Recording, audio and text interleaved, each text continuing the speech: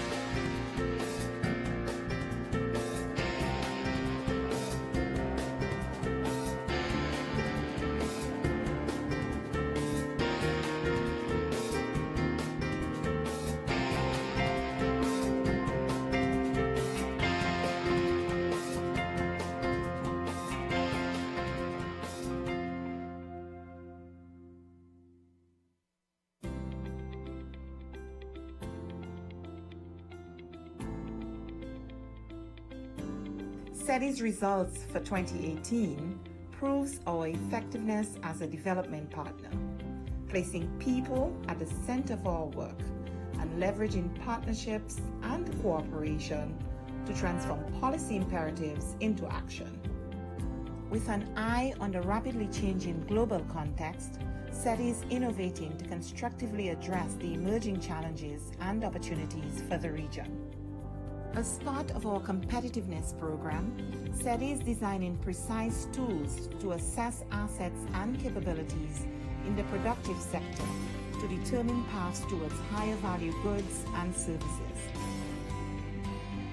As our flagship program for partnerships, the Americas Competitiveness Exchange on Innovation and Entrepreneurship, the OAS, will continue to leverage good practices and the power of networks to increase trade and investment in the region. For us, the role of the OAS is very important, connecting countries, connecting governments and private sector, and letting us know what other countries are doing it and how we can replicate that in our countries to enhance development. For me, who has come here to look at how can we develop our own ecosystem, our own innovation hubs, our own accelerators, I think seeing this, touching, feeling, seeing the transformation, seeing how quickly you made it happen, is a testament to what is possible. So I believe all of us leave here stronger than ever. The Working Group of Experts on Subnational Competitiveness, the GTEX, is our gateway program to promote local economic competitiveness policies alongside municipal and state-level governments, together with the private sector and academia. Este tipo de reuniones te sirven para darte cuenta de todo lo que se está viviendo en América Latina sobre los temas de competitividad. Y hoy justamente en este sector estamos viendo sobre todo los temas de innovación tecnológica. Pues que si hablamos de competitividad tenemos que hablar de tecnología. Y me está ayudando mucho para abrir el panorama de ver lo que están haciendo otras ciudades y lo que podemos llegar a aplicar también nosotros en México.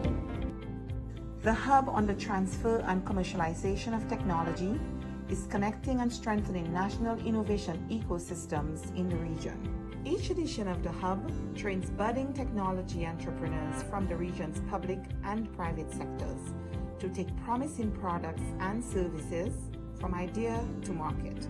Porque es importante que estemos juntos en esto, porque la región tiene que estar unida y me parece que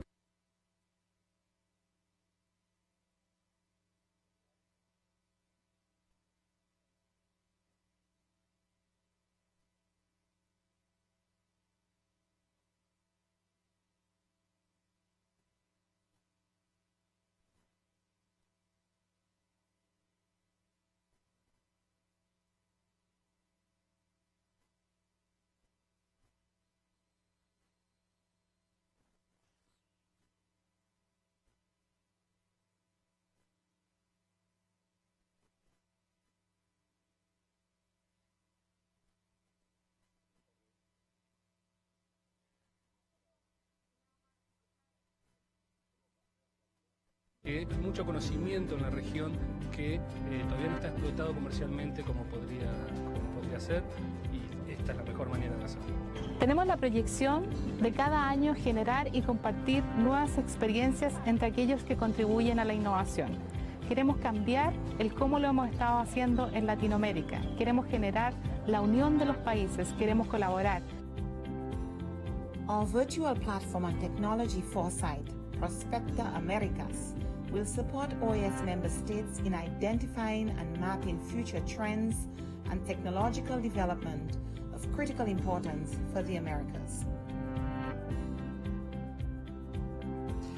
Este esfuerzo, el cual viene siendo apoyado por la Organización de los Estados Americanos, nos permitirá tener una gran información para poder mapear estas iniciativas de innovación y poder que ellas contribuyan al crecimiento económico, a la competitividad y al bienestar de nuestras naciones. Como bien sabemos, nos encontramos ya en la cuarta revolución industrial, la que está cambiando rápidamente la forma en que se hace negocios, se produce, se consume y se genera bienestar y entretenimiento en el mundo.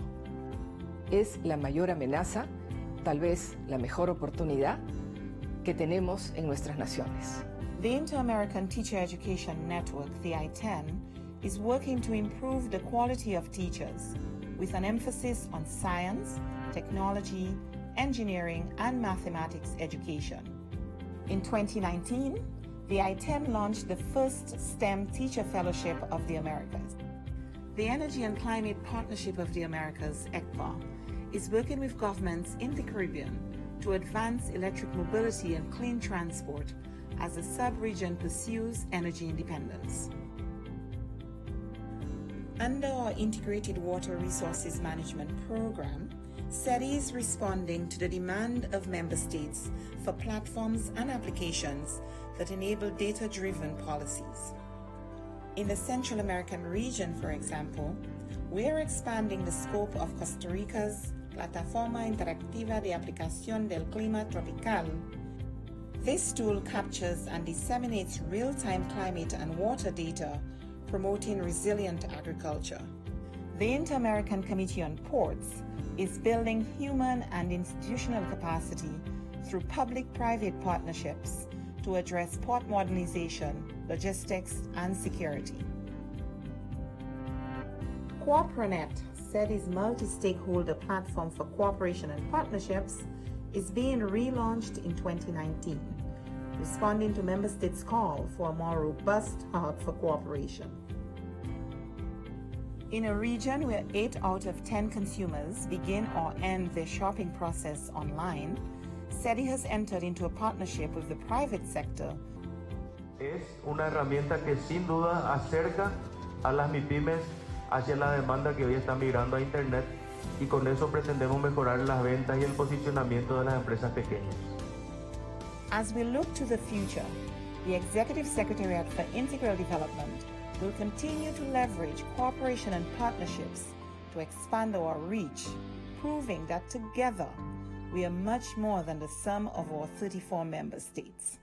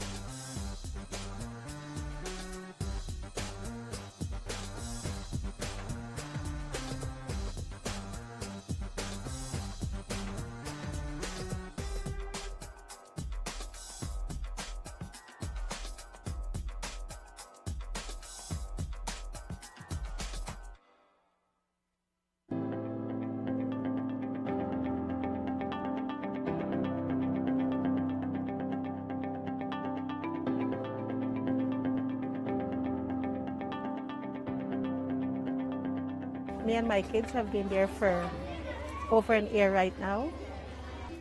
And children are friends. It doesn't matter where they come from.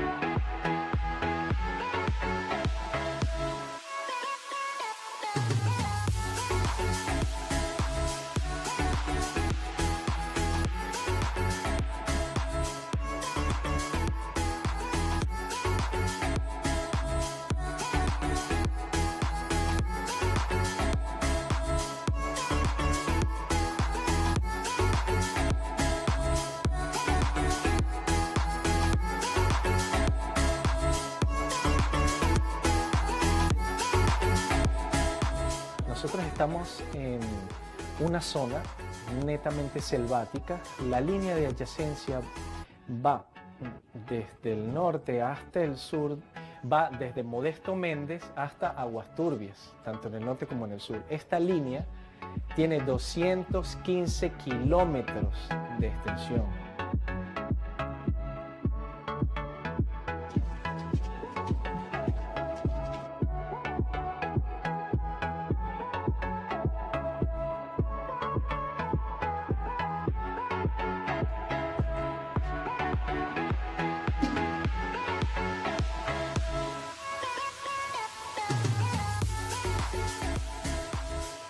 De allí vino él, se buscó creo con los de la OEA y de allí vino el proyecto para acá, para Judá. Y fue que lo dieron el terreno, y lo dieron todo que era mano de obra y el material para hacer las casas que están ahorita. Y por ese motivo estamos aquí viviendo todavía.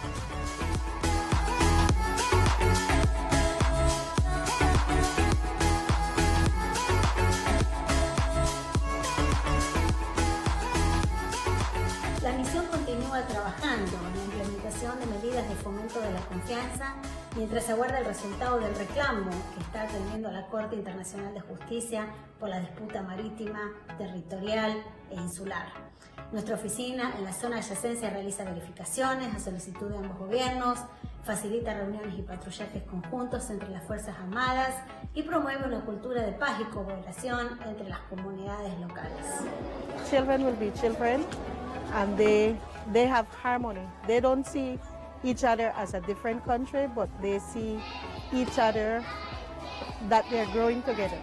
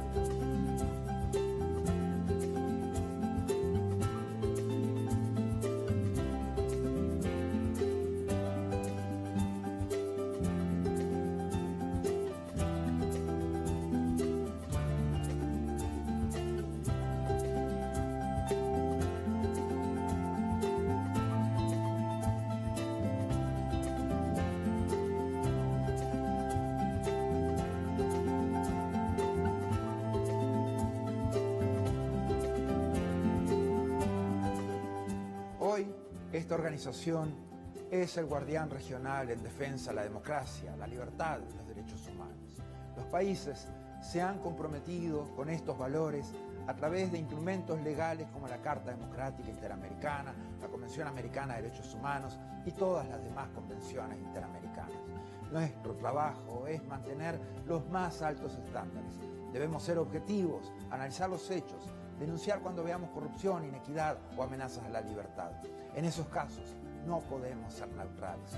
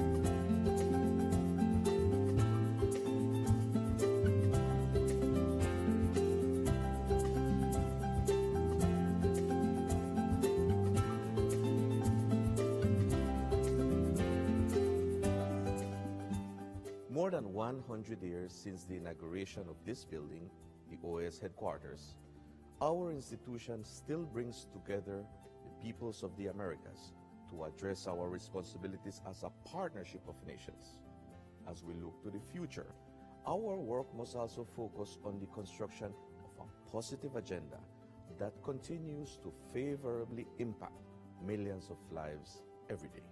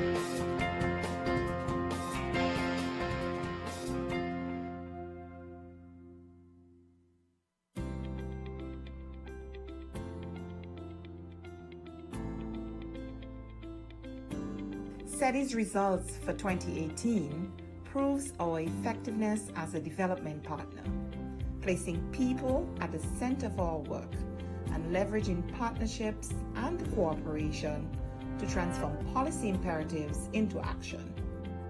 With an eye on the rapidly changing global context, SETI is innovating to constructively address the emerging challenges and opportunities for the region. As part of our competitiveness program, SETI is designing precise tools to assess assets and capabilities in the productive sector to determine paths towards higher value goods and services. As our flagship program for partnerships, the Americas Competitiveness Exchange on Innovation and Entrepreneurship, the OAS, will continue to leverage good practices and the power of networks to increase trade and investment in the region.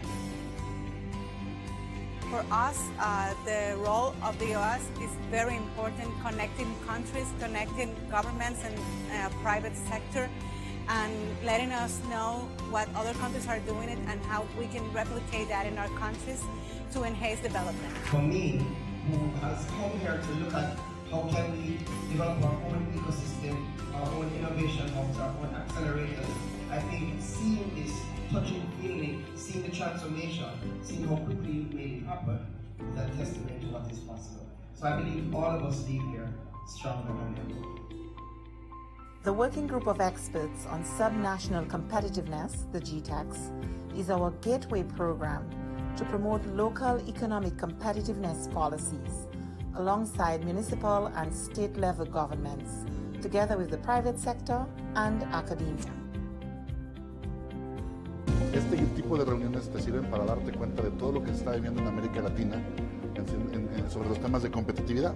Y hoy justamente en este sector estamos viendo sobre todo los temas de innovación tecnológica, pues que si hablamos de competitividad tenemos que hablar de tecnología. Y me está ayudando mucho para ver el panorama de ver lo que están haciendo otras ciudades y lo que podemos llegar a aplicar también nosotros en México.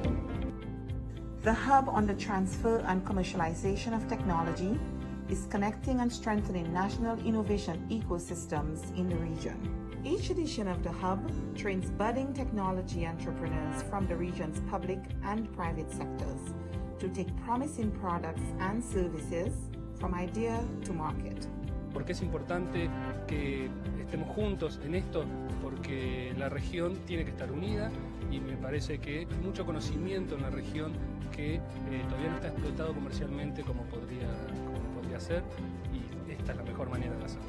Tenemos la proyección de cada año generar y compartir nuevas experiencias entre aquellos que contribuyen a la innovación. Queremos cambiar el cómo lo hemos estado haciendo en Latinoamérica. Queremos generar la unión de los países, queremos colaborar.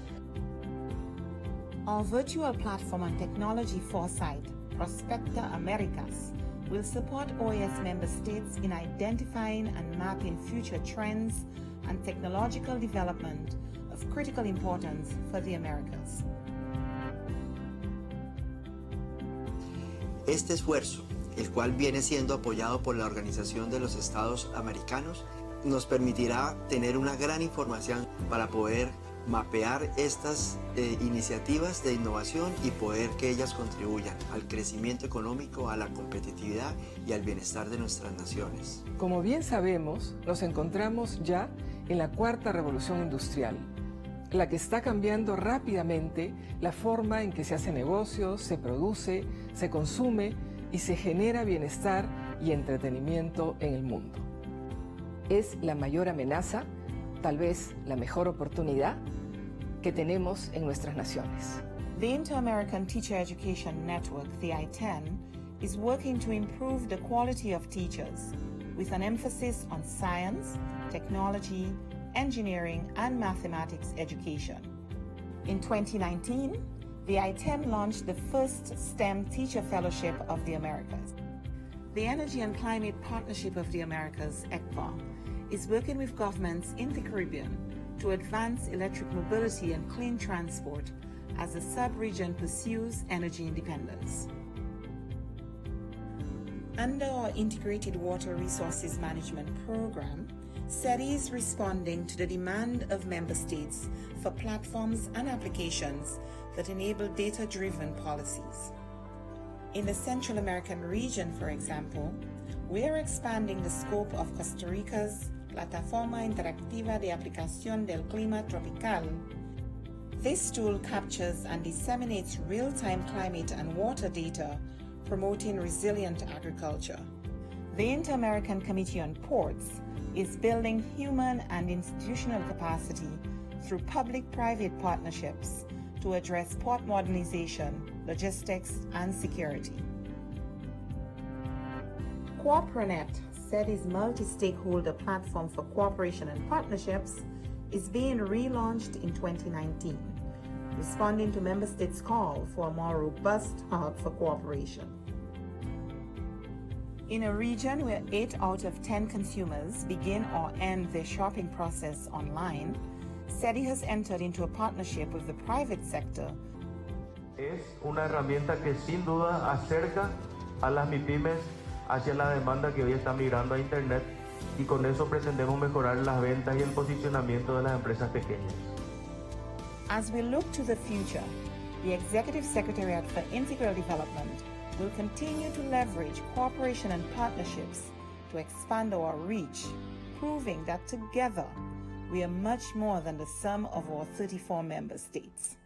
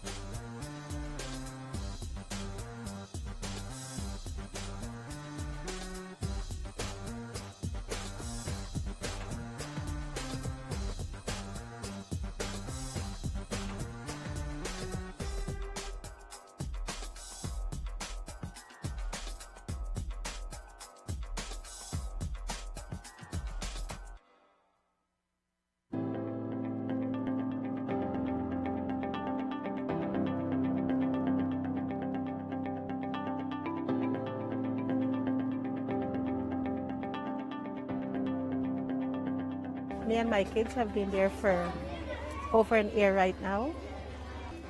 And children are friends. It doesn't matter where they come from.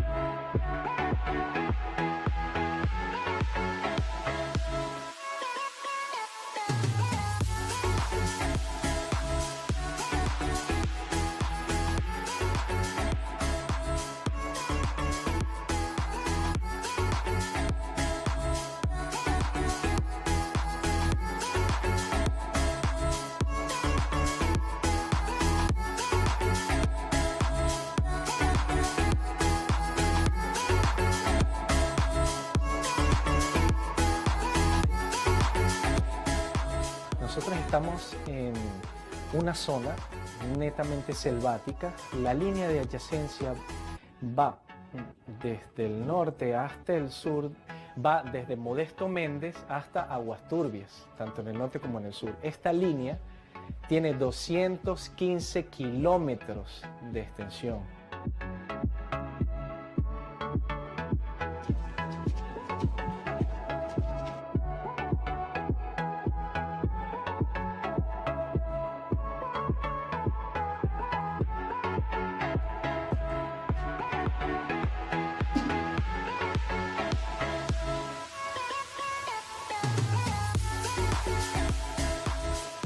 De allí vino él, se buscó creo con los de la OEA y de allí vino el proyecto para acá, para Judá.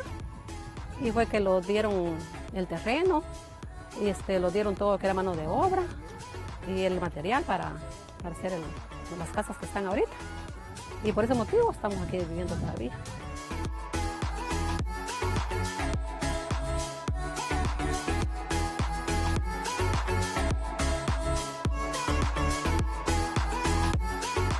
La misión continúa trabajando en la implementación de medidas de fomento de la confianza mientras se aguarda el resultado del reclamo que está atendiendo la Corte Internacional de Justicia por la disputa marítima, territorial e insular.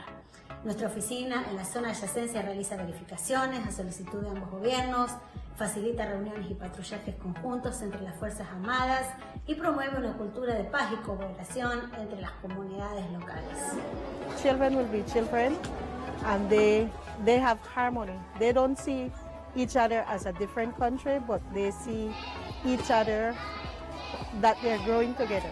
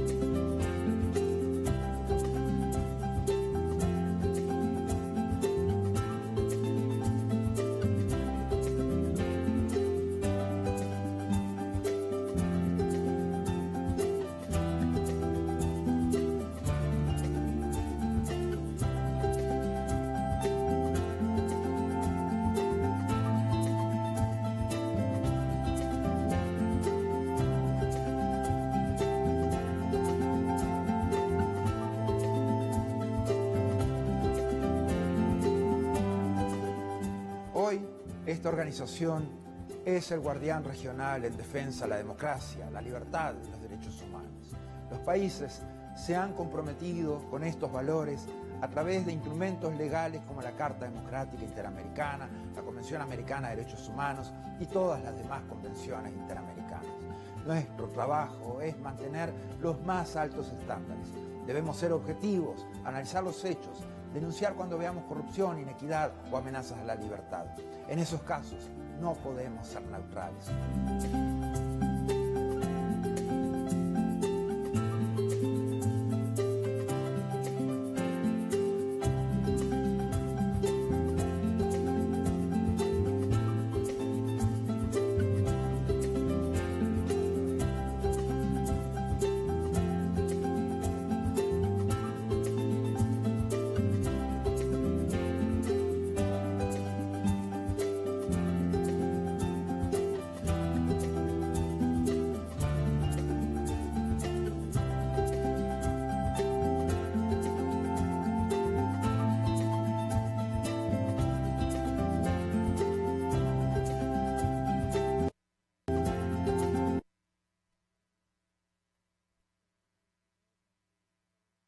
The subsidiary technical group on emergency and security systems.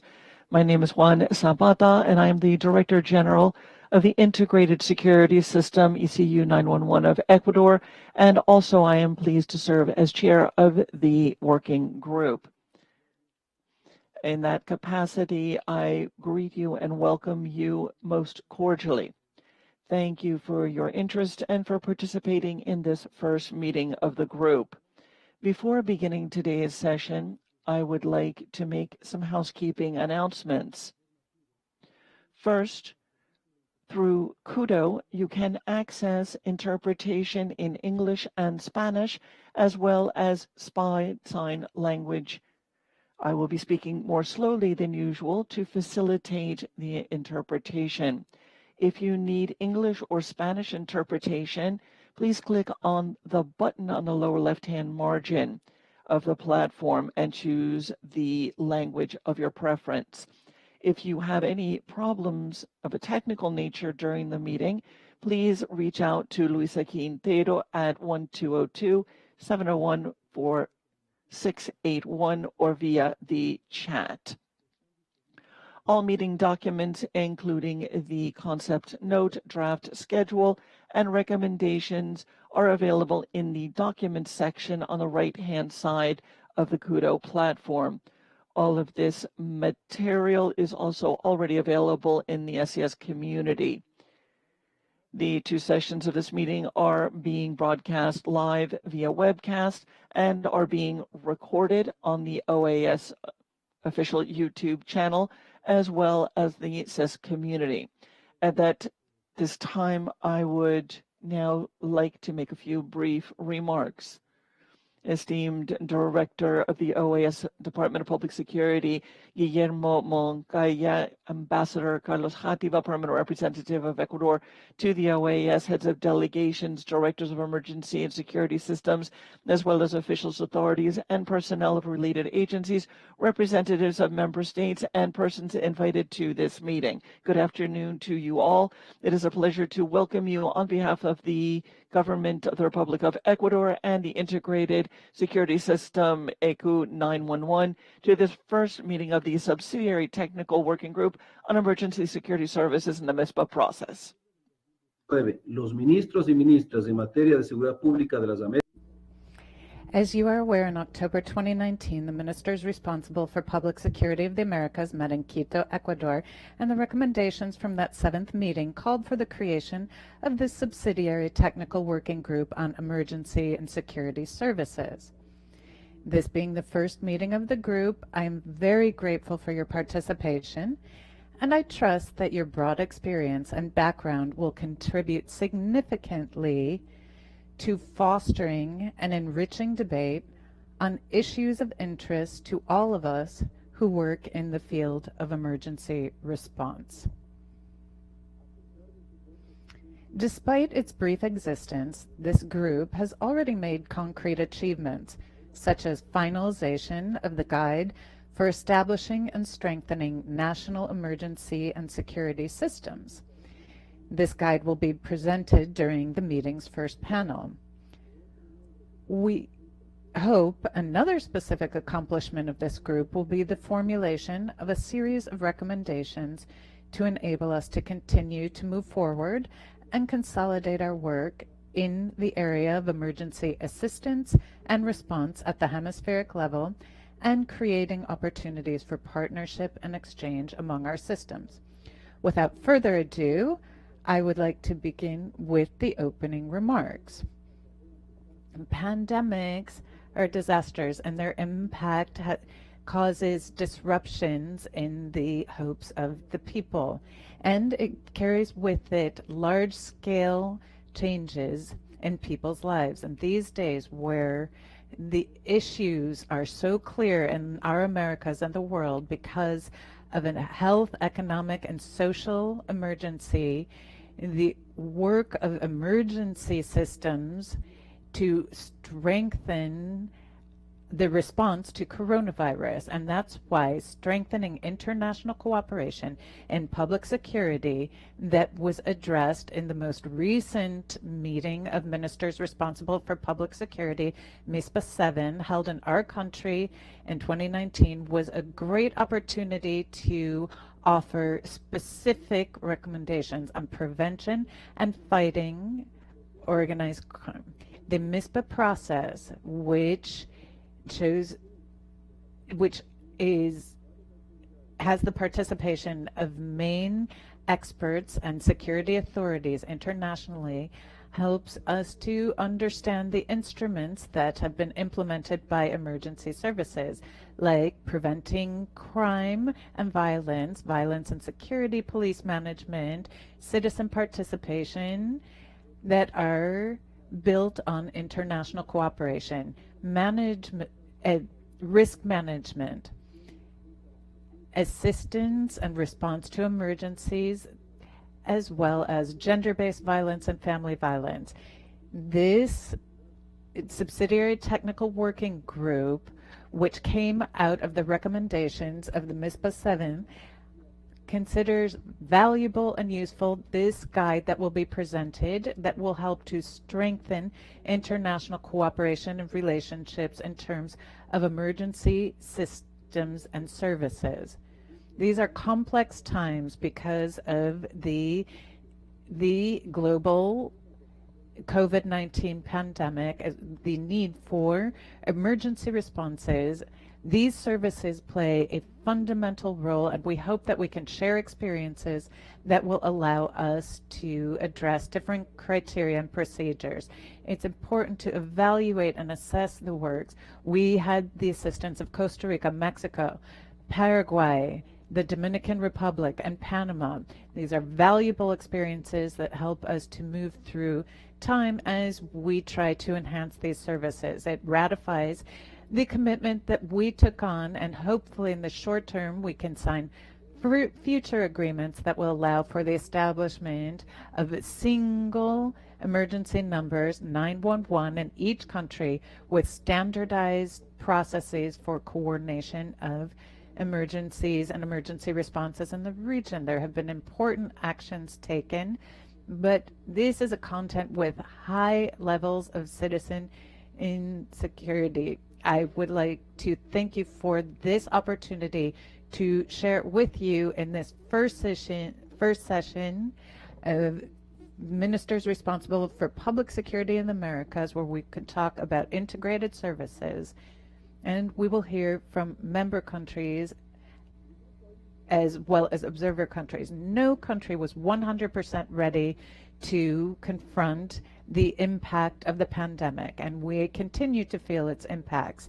And this leads us to the need to understand that we can always do more.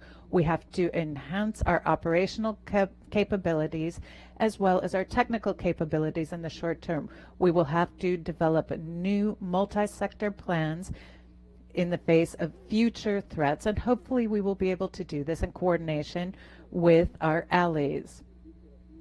It is imperative to understand the reality of each country to see what the options are. And I have said this in the past, and I repeat it now. This is a great opportunity to work together as brothers and sisters in Latin America to ensure that we can be more effective in our actions and in solidarity with our peoples. I wanted to conclude these short remarks by expressing acknowledgement to all of those of us who have been on the front lines combating this very difficult pandemic, and expressing my solidarity to families who have very unfortunately lost family members because of COVID. With that, I will give the floor to the Director of the OAS Department of Public Security, Guillermo Moncayo. Thank you very much, Chair. It's my great pleasure to welcome you on behalf of the OAS Department of Public Security to the first meeting of the Subsidiary Technical Working Group on Emergency Services and Security of the Ministerial Process on Public Securities in the Americas, MISPA. I would also like to extend a very cordial welcome to the representatives of the permanent missions joining us today virtually, as well as to all the authorities and officials of emergency services or similar systems in the hemisphere's countries who are joining us from their countries and who are involved in responding to COVID-19. Special recognition to all of you for the work that you do each day, the dedication and vocation of public service you are demonstrating in protecting and assisting the public. Engagement with emergency and security systems within the OAS, particularly through the Department of Public Security, is quite recent. Despite this, we, as Mr. Zapata stated, we've taken significant and fruitful steps thanks largely to the leadership exercised by the government of Ecuador and support from all the member states.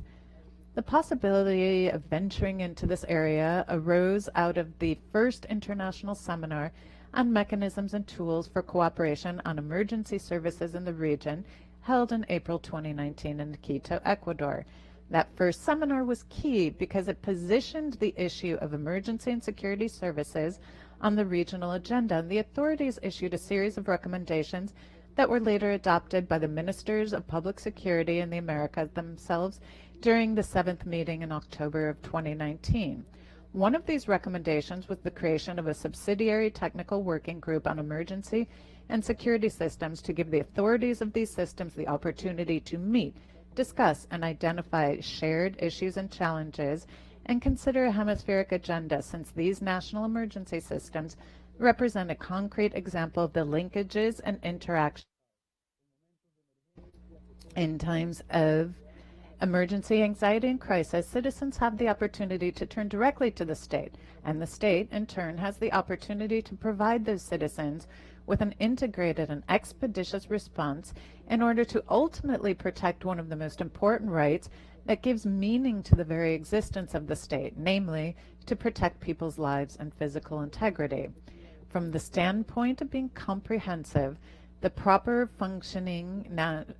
functioning national emergency systems afford the opportunity to demonstrate to citizens that the state is present and that the state cares about the future of its citizens, and that it has the will and capacity to assist them in the face of urgent situations they're undergoing. For the OAS, through its Department of Public Security, this meeting represents the consolidation of the formal work done with national emergency and security systems in the region, seeking greater integration, institutional and operational strengthening, and the development of common and actionable tools, as well as the promotion of greater exchange and coordination among them.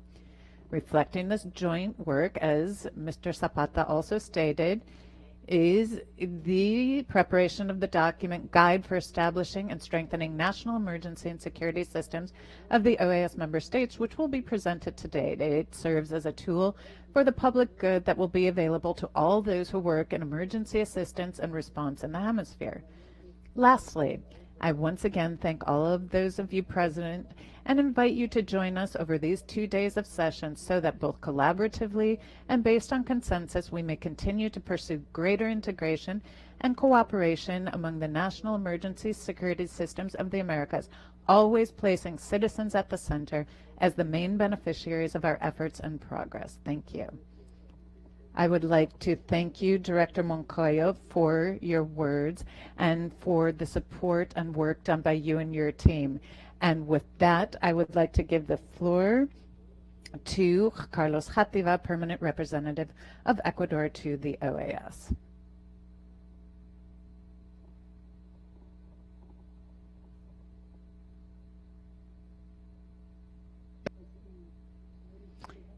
Thank you, Mr. Zapata, and the Director General of ECO 911 and the working group,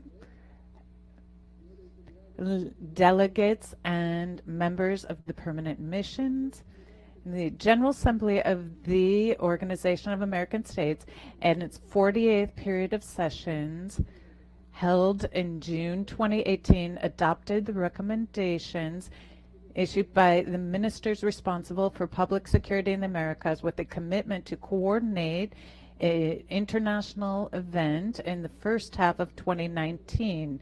And this was the task of working on a protocol for the hemisphere for implementation of emergency systems through 911 numbers. In Ecuador, there was an international seminar on mechanisms and services in the region, which I had the pleasure of being involved in. And we discussed the components and elements of the design based on the design of ECO 911, which was called the Hemispheric Protocol for the Coordination of Emergency Systems through a Single Emergency Number. In 2019, during the meeting of ministers responsible for public security in the Americas, MISPA 7, they looked at the Quito recommendations to strengthen public security in the prevention and fight against crime. And the subsidiary technical group on emergency services was suggested so that they could coordinate experiences in coordinating emergencies in the member states of the OAS. Ecuador has been chair of the group and under the very talented leadership of Mr. Juan Zapata. My country has been working with the Department of Public Security, specifically our compatriot Guillermo Moncayo and his staff, in order to advance and finalize the protocol guide for establishing and strengthening national emergency services in the member states of the OAS. We worked with the emergency services from Costa Rica, Panama, Paraguay, and Mexico, and the Dominican Republic. And look, COVID-19 has put all of these systems to the test from an operational, administrative, and health standpoint. They've had to adapt their processes and procedures in order to address the impacts of the pandemic. In this context, the guide being presented today contains a series of guidelines which are the product of the professional and technical and technological and administrative experience of those who were involved in its preparation, and led to the creation of a guide to strengthen these systems in other countries in the hemisphere. The presentation of the document will facilitate discussion and learning on matters having to do with the operation and functioning of these systems and the circumstances that have an impact thereon. And after a sharing of experiences among different actors, we were able to compile those elements that will help to address future pandemics or other similar high-impact events. I wanted to highlight the importance of deepening inclusion and accessibility to these services, and therefore protocols and procedures must be developed and training must be given to operators so that they understand how to deal with people experiencing mental health issues or those with disabilities, as well as cases of violence against women, domestic or family violence, which unfortunately have become worse during the pandemic. We also must look at the importance of preventing and strengthening the emotional resilience of those who work in emergency assistance and responses. And in conclusion, When these people are subject to great levels and heightened stress, it is important to ensure that we are safeguarding their mental health as well. Thank you very much for this opportunity. Thank you very much, Ambassador Khativa, for joining us today and for your remarks in this opening session, as well as for your leadership in this process, which has been key in positioning the issue of emergencies and security services within the OAS. So we will now proceed with our agenda for this afternoon. The first item on the agenda is consideration and approval of the draft schedule for the meeting.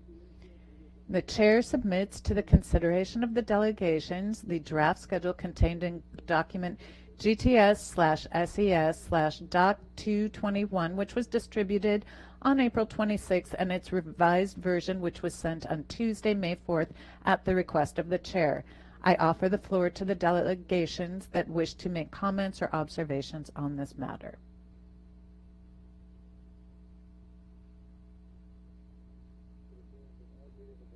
There have been no requests for the floor, Chair. Thank you very much, Guillermo. There being no comments, this draft schedule is considered approved. It is adopted. Now, I would like to give the floor to the Director of the Department of Public Security, Guillermo Moncayo, who will present the department's report on mandated-based efforts to support the region's emergency and security systems. Mr. Moncayo, you have the floor. Presidente, y gracias por la oportunidad de presentar ante este foro los.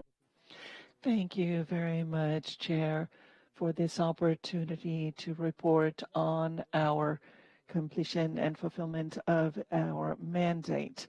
Last October, the member states assigned a series of mandates to the Secretariat, particularly through Resolution AG Res 2950, LO20, promotion of hemispheric security, a multi-dimensional approach. The member states recognize the need to continue promoting the follow-up of paragraphs 7 and 8 of the Quito recommendations for the strengthening of international cooperation in the area of public security in preventing and fighting crime, stemming from the 7th meeting of ministers responsible for public security in the Americas, MISPA 7. The Department of Public Security, the Secretariat of Multidimensional Security, is pleased to present this report on compliance with these mandates and highlight the progress achieved. In keeping with paragraphs 7 and 8 of MISPA 7 recommendations within that framework, at the Technical Secretariat of the MISPA process began preparatory work with the subsidiary technical group on emergency and security systems in January 2020 in conjunction with the government of Ecuador through its emergency system ECU 911. The Emergency and Security Services mandate is very recent, but due to the current situation surrounding COVID-19, and thanks to the leadership of the chair of this group, the Department of Public Security was able to move forward quickly in planning its work to create a virtual community of emergency and security systems of the OAS member states. The ESS community was established in April 2020, and to date we have 130 members from 25 OAS member states, the Pan American Health Organization, the European Emergency Number Association, the United Emergency Number Association of the United States, NENA, Mexico, Latin America, Global Life Safety Alliance, and Mission Critical Partners. Through the virtual community, its members have access to a library where a variety of materials that we consider useful and relevant to the work of emergency care and response have been systematized, a repository where they can share and exchange materials of their own authorship, a series of communities of practice to address specific issues such as preventing and reducing unwanted calls and misuse of the emergency hotline, as well as a dedicated Twitter feed with news and updates related to emergency care and response. We hope that the SES community will become a center of consultation, reference, and exchange for all those who work in this field. Given the impossibility of meeting in person, but urgently looking forward to a way to support the emergency and security systems in the region at this juncture marked by COVID-19, the Department of Public Safety and Security enabled a cycle of discussions aimed at the authorities officials of the emergency and security systems. As such, we have ensured that the exchange of experiences and information is direct, executive, and targeted on topics of interest, problems, and common challenges for those who are on the front lines of COVID-19 in the area of emergency and security services.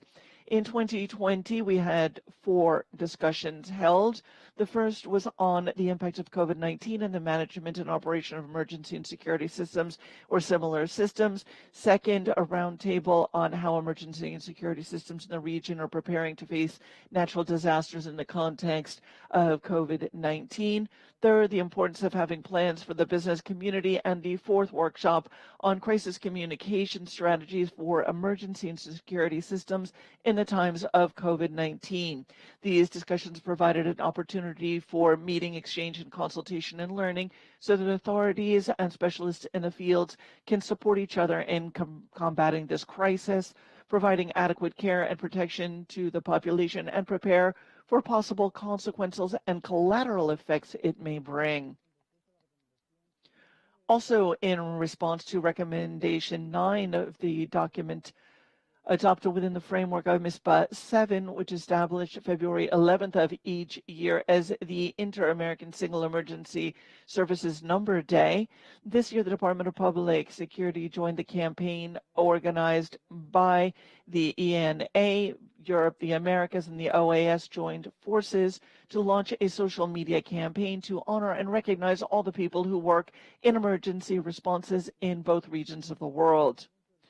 Lastly, and in compliance with paragraph 8 of the Quito recommendations emanating out of MISPA 7, the Integrated Security Systems ECU 911, under the aegis of the chair of the subsidiary technical group on emergency and security systems, led the preparation of a guide with a collaboration of 911 emergency systems of Costa Rica, Paraguay, the system in Mexico, and that of the Dominican Republic, as well as through the coordination of the Technical Secretariat.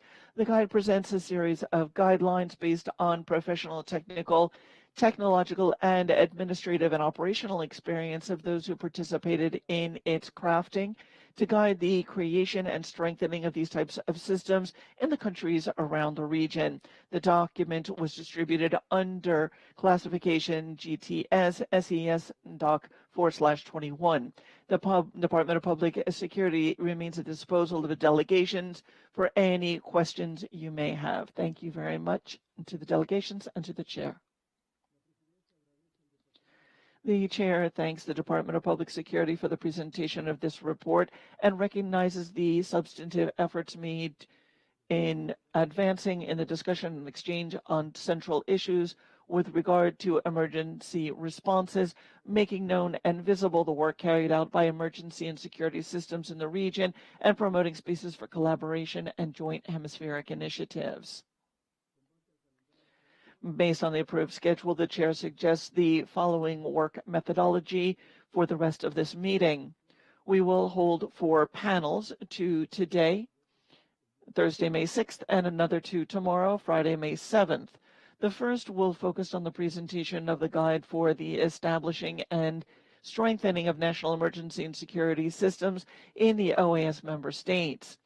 This panel will include representatives of the emergency and security systems or related agencies that participated in the process of drafting the guide. Each of them will make a very brief presentation with the most salient points and ideas of each chapter in the guide. With that, we hope that each of you will take with you a general idea of the contents of the guide, and that this will be an invitation for you to consult it, to take it as a point of reference, and of course to utilize it. The following 3 thematic panels will address the following issues. Panel 2, practical issues that the emergency and security systems have had to grapple with as a result of the impact of COVID-19 and the improvements, adaptations, and innovations that were introduced to overcome them. Panel 3, measures and actions to reduce emergency number misuse. Panel 4, inclusive and accessible emergency and security system for all, focusing on the attention and response to 3 vulnerable groups, that is, persons with disabilities, persons with mental health issues, and victims of gender and domestic violence. Each panel will have the participation of 3 or 4 speakers who, based on their own experiences with the issues addressed, will tell us what they have done, what solutions and tools they devised, and what they learned in the process and what the results were. In each panel, the speakers have been asked to contribute with certain input to generate information and knowledge products that we hope will be useful to all of us who work in this field. In these thematic panels, each speaker will have a space of 10 minutes, so I kindly ask you to abide by the established time limits. The moderators will play a key role in introducing the topic of the panels in an expedient fashion, in respecting the time frames and providing a brief closing, highlighting 2 or 3 salient points from the panel. We hope the presentations will allow for an interactive dialogue between and among the delegations and those who are joining us today as participants and guests. For the Q&A section of each panel, those who wish to speak may do so by requesting the floor through the platform's chat. The moderator will be responsible for giving the floor or posing the questions to the panelists. In lieu of electing a rapporteur, this chair would like to propose that we circulate a chair's report at the conclusion of this first meeting of the Subsidiary Technical Group on Emergency and Security Systems. If there are any comments or any other thoughts, please let me know. Chair, I see no request for the floor. Thank you very much, Guillermo. I thank you for your support of this proposal. If there are no comments on this proposal, then we will begin our first panel on the presentation of the guide for the establishing and strengthening of national emergency and security systems in the OAS member states. This panel will be moderated by Karen Bosanovic, the Chief of Information and Knowledge Section of the OAS Department of Public Security, to whom I now give the floor. Karen, you have the floor.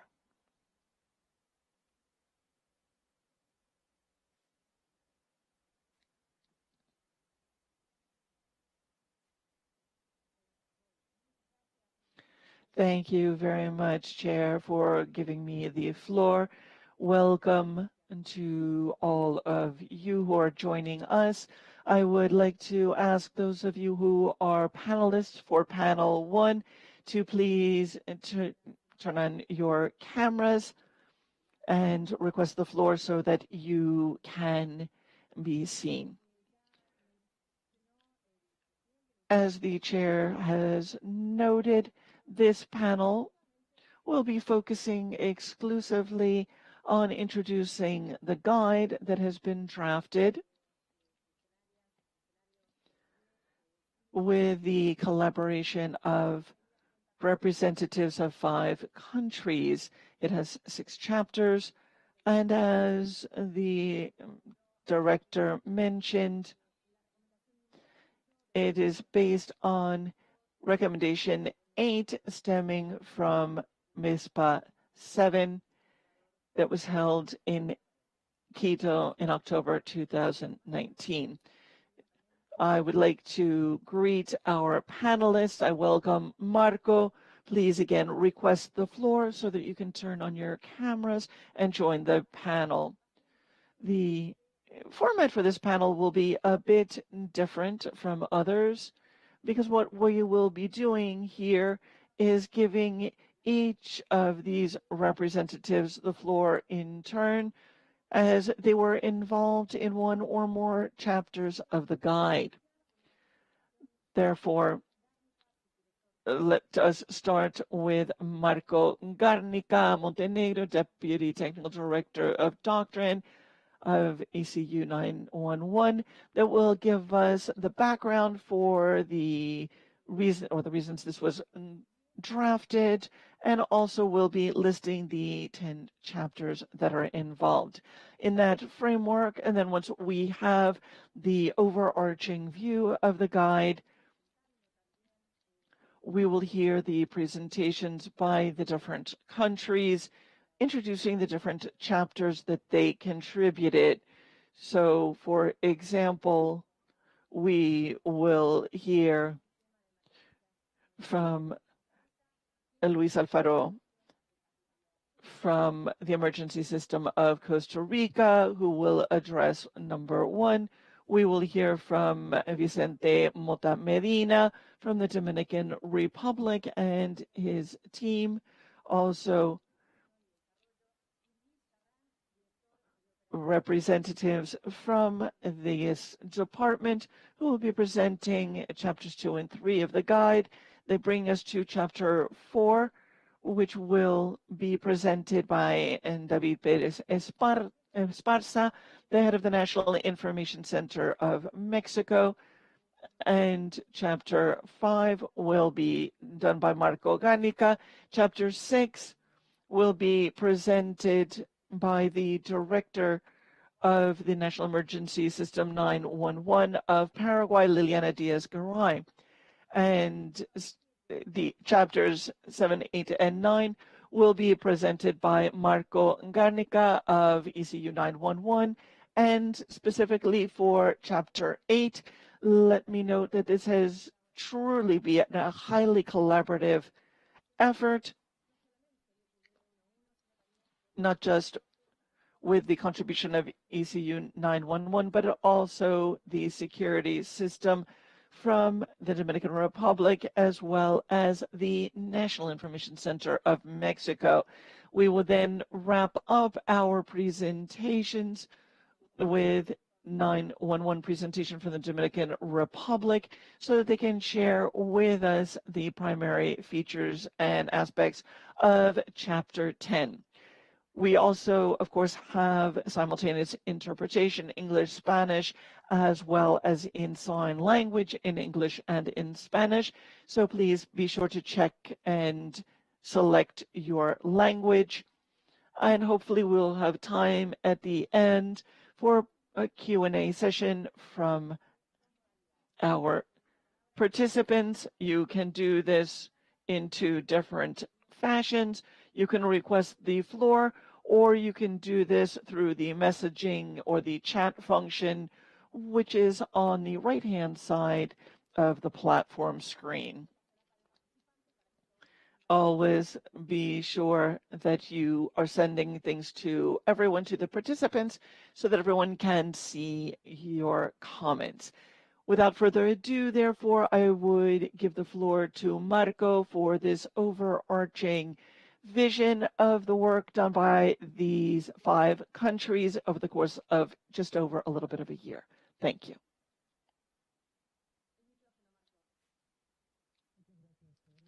Thank you very much, Karen. Thank you, everyone. Let me begin by sharing my screen.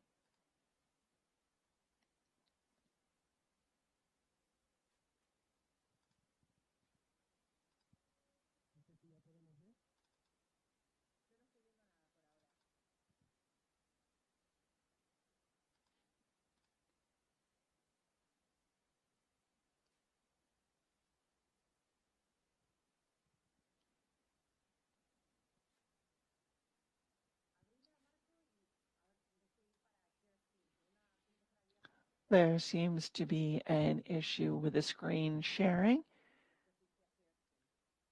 The chair is providing guidance. I beg your indulgence.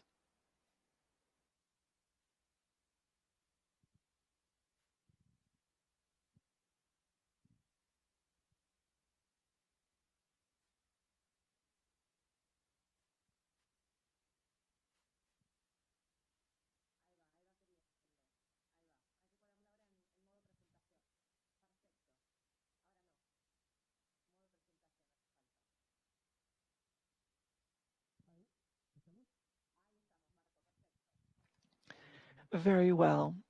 Thank you very much. It's always an issue, technology, isn't it? I would like to begin by thanking the Department of Public Security of the OAS for the coordination and the effort in producing this guide, as well as the seminars and workshops held in the context of the pandemic and other activities.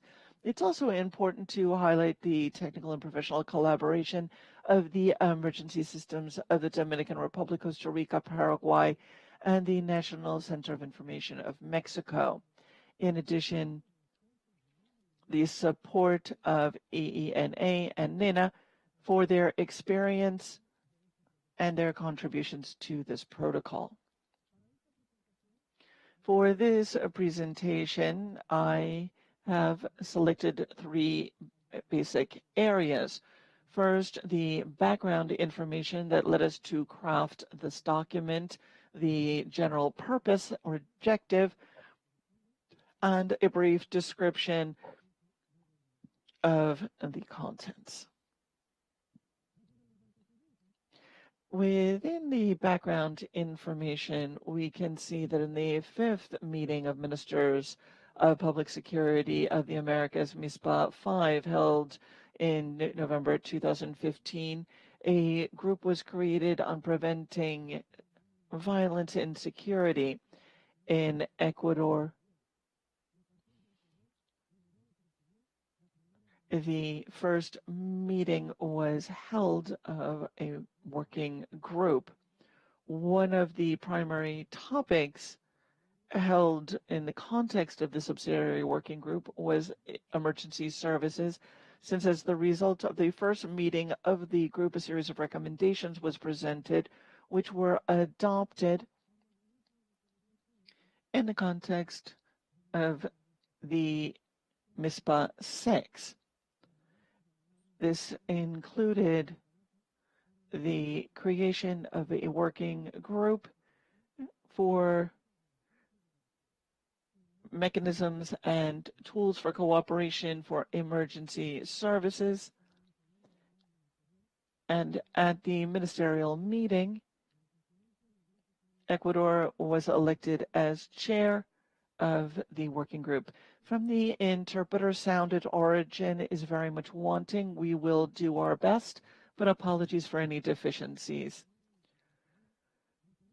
We have worked together to create a number of different seminars and mechanisms, and at these meetings, we have addressed key elements for the design and operation of these types of systems.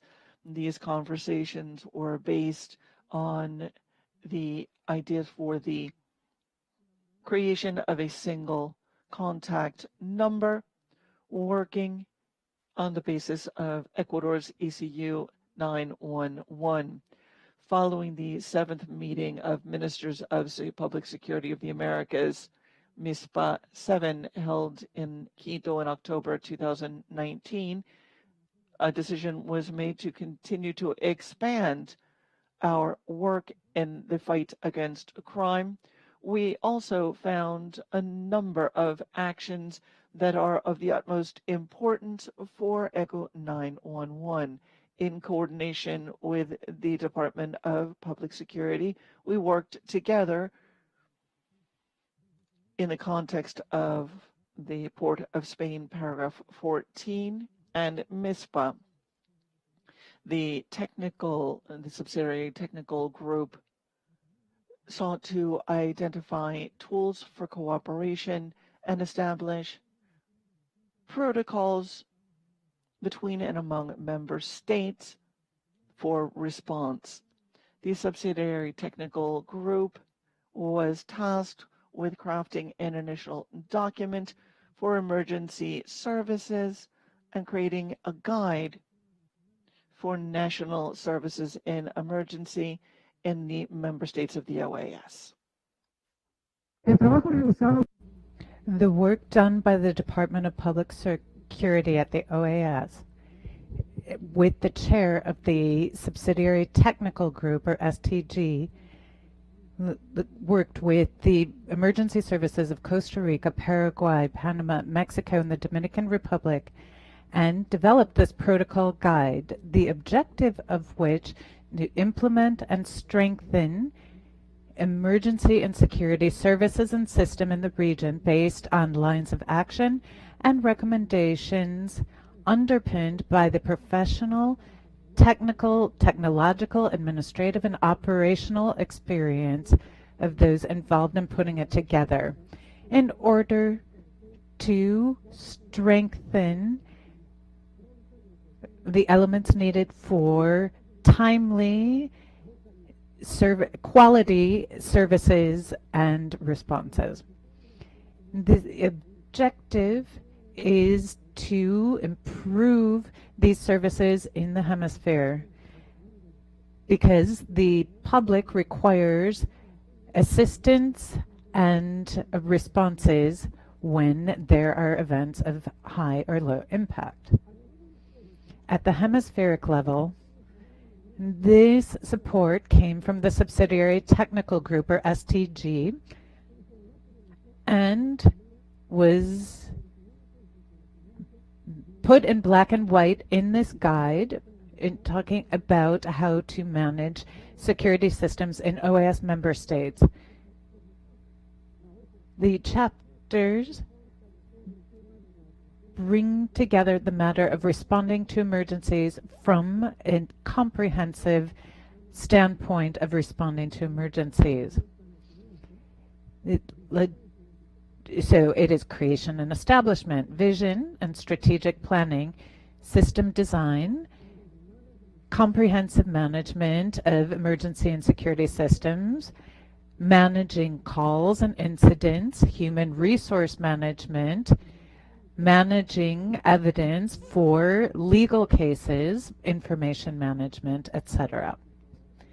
The technical team of ECO 911, based on its professional experience and its procedures, as well as its coordination with other response services, led to, then there is a chapter on managing calls and incidents, which is focused on receiving and handling emergency calls requesting support and attention. And this shows that those who are responding or providing emergency support so that they are able to respond to any request for assistance in any type of emergency. Chapter 7 is tied to organizational strategies in emergency and security systems and services, as well as to how to manage data from an emergency or security system, and including information from emergency and security systems, having a data cycle that would function based on interaction of at least 6 main activities. Chapter 8, which is about data management in these ESS, would have to be rooted on policies, protocols, and institutional tools established to that end. The security of the system would have to be addressed from a multidimensional standpoint, looking at the basic conditions for operations of these systems, as well as continuity of services. It provides guidelines for security management and the implementation of tools in responding to emergencies from multiple dimensions, as well as communication management is important in emergency services. So Chapter 9 takes a look at the minimum requirements needed when putting together a communications plan. Communications and communication management would have to be related to the operators, as well as those related to both natural and man-made disasters that occur in different geographic areas. Thank you very much. And thank you very much, Marco, for this introduction and this general vision that you've provided to us about the guide, as well as the main points of the chapters that were developed by Ecuador's 911 integrated system. Then we will go to Johnny Hidalgo, who is the logistics coordinator for Costa Rica's 911 emergency system. He will be presenting Chapter 1. Thank you very much, Johnny. Thank you, and good afternoon, Karen. Good afternoon to all of my colleagues from other emergency systems and services in the hemisphere. For us, the 911 emergency, at our 911 emergency system, we are very pleased to be involved in today's meeting as we discuss the work of emergency services, and we thank ECHO 911 for their leadership, as well as the OAS's Department of Public Security, who had us in mind and brought us into this project, which we think is very useful for countries that do not yet have a national emergency or security service that some of us have in our countries. Karen, can I put my presentation up from here? Am I able to put it on the screen? Yes, we would ask you, Johnny, to just present directly as we practiced yesterday. We rehearsed that yesterday. That way you can move your slides forward as you speak. So you can open the presentation. It's got to be in PowerPoint, and then you can advance the slides. Great. We will put it in, ask you to put it in presentation mode so that it will enter full screen. Are you able to see it? Yes, but it's not in presentation mode. We're seeing just a small version of it.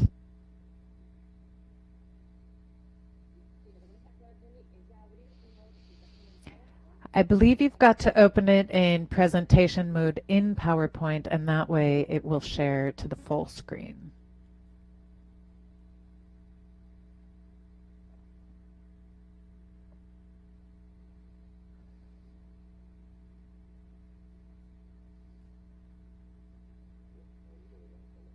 I think you should be seeing it now.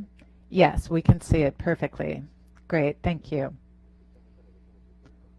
We worked on Chapter 1, which was specifically about the creation and establishment of these systems.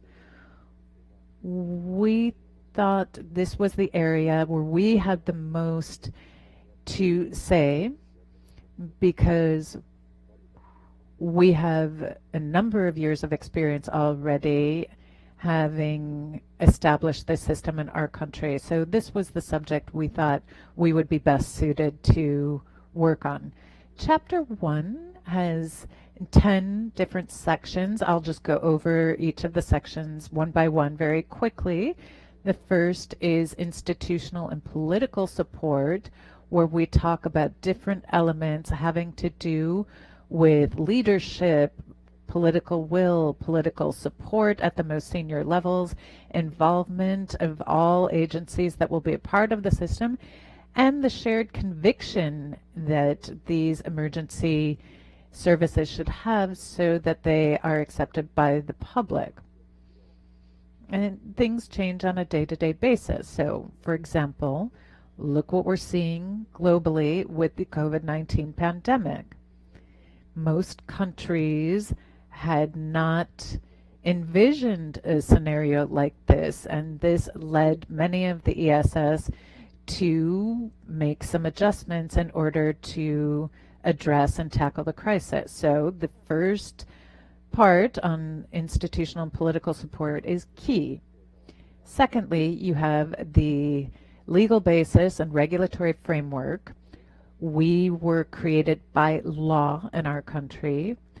This part of the chapter talks about the different legal instruments that can be used to create a system. So we talk about laws. It could be an executive decree or some other type of legal instrument that enjoys the support of the branches of government, which is necessary for these systems to be able to operate. It's important to note that all of the countries in the region have different systems, we make very clear that you have armed forces and police in other countries, and so they can coordinate from a legal standpoint so that there's no conflict with other systems in place to provide security in countries. Then you have to have institutional anchoring. This section of the chapter talks about what might be related to what it would fall under. Would it fall under the executive branch or some other entity? Would it be a decentralized institution? So there are different options that can be looked at depending on what would be most suitable in different countries. The next section is just the idea behind it. So this talks about the creation of emergency systems and services. There should be public policy, or at least some sort of public policy instrument that can become a management model, always working toward the same objective, that is to protect the public. There must be coordination, cooperation, and interoperability. These are extremely important for these services to work properly. Then we talk about structure here that talks about the functions of ESS, who will be involved, coordination and cooperation, and the strategic mission, executive management, as well as funding and sustainability. The next section talks about the different levels of operation. So you've got strategic, tactical, and operational. The next section discusses coordination, cooperation.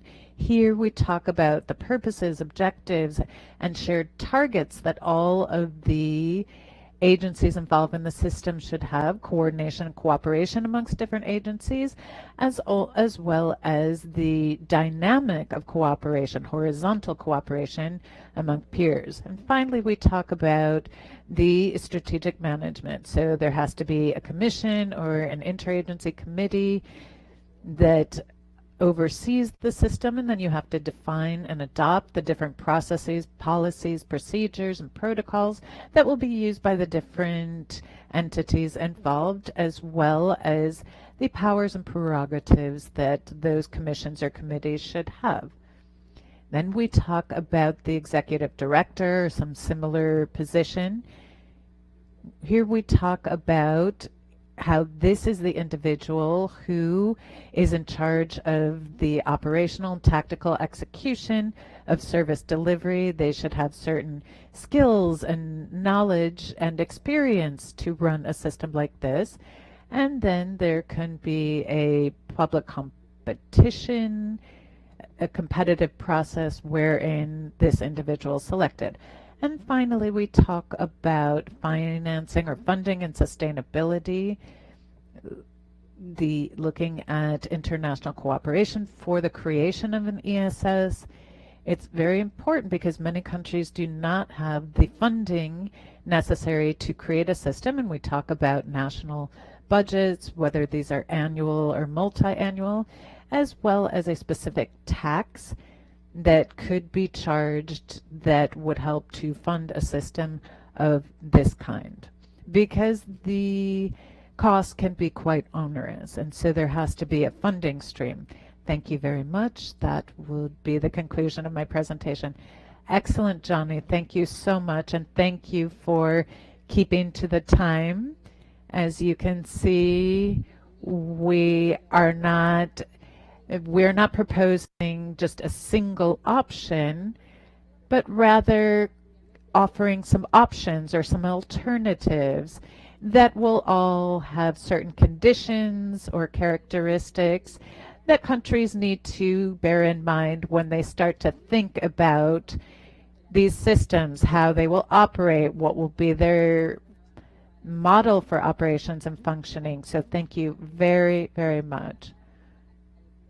And I will now give the floor to Brigadier General Mota Medina, who's the Director of the Dominican Republic's National 911 Emergency Safety System, who is the Director of Development, and they will present chapters 2 and 3 And I would also propose that you present chapter 10, and that way we can cover all of the chapters that were put together by the Dominican Republic. Thank you very much. Are you all able to hear me? Good afternoon. Good afternoon. Yes, we can hear you. Thank you. Thank you. Good afternoon. Juan Zapata, the Director General of ECU 911 of the Republic of Ecuador, and Guillermo Moncayo, who is the Interim Director of the Department of Public Security of the OAS. Ladies and gentlemen, permanent representatives to the Organization of American States, thank you for honoring us with your presence this afternoon, as well as representatives of the ESS of the OAS member states. The Dominican Republic's National 911 Emergency and Safety System extends our greetings to you. We also wanted to greet Juan Zapata, who is the chair of this group, for the hospitality he has always extended to our delegation.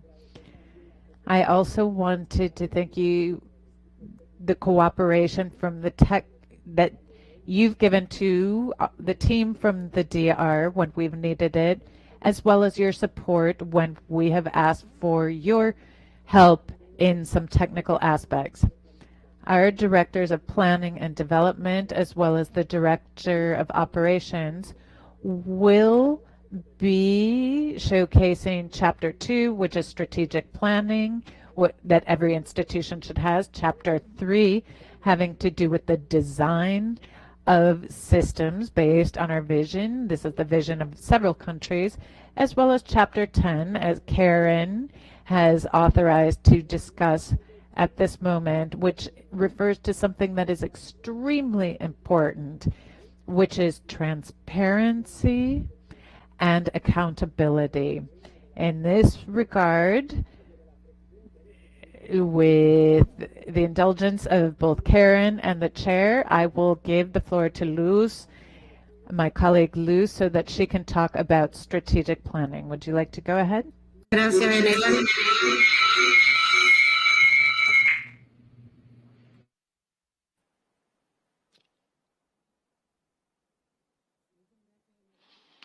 Thank you very much, General. Can you hear me? Now we can. Very well. Hopefully our test run yesterday proved fruitful.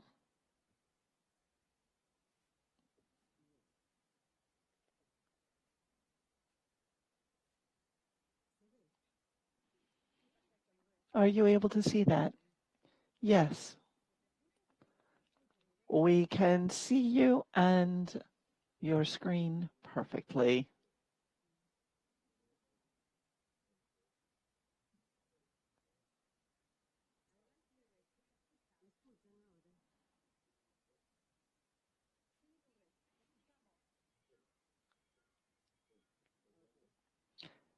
From the interpreter, there is feedback as there are 2 microphones open at origin.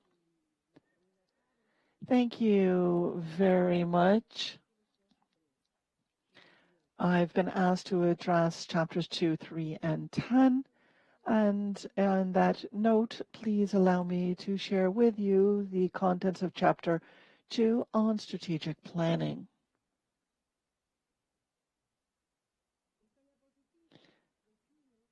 This slide summarizes the topic that are addressed in this chapter. Phase 1 focuses on the situational analysis, and this includes both internal and external factors. Within that context, we also identify the strengths, opportunities, and challenges using a challenge analysis system. Second, in phase 2, we look at the legal framework, especially the guiding principles. As a result of the previous meetings, that included decision makers and key players, we have also identified the mission, vision, and values in Phase 2. Phase 3 allowed us to identify the strategic objectives and targets, which also focus on individual strategies. These strategies are associated with different plans of action, which, in addition to being responsible, have a budget allocated to them. Again, this has been possible through the process of consultation and workshops to identify means of measuring as well our indicators and to see whether we have attained them. Phase 4 is for the definition or confirmation of methodology, monitoring, and evaluation. We have used a number of different tools toward that end. Lastly, we cover topics that are critical for success that must be identified, as these are factors sine qua non that must be included in order to secure our objectives. Risk management, of course, is of the utmost importance for any project that must identify the likelihood of an event coming to pass, as well as its possibilities for the severity. We also look in Phase 5 at the internal and external factors that may affect the strategic plan in a more comprehensive fashion. The plan for operational continuity, of course, is also of the utmost importance, given that we must ensure the ongoing operations even in the face of a crisis or an emergency. And we lastly understand that this is not a static situation. We need to have a mechanism for updating and adaptation, and that is included there as well. Thank you.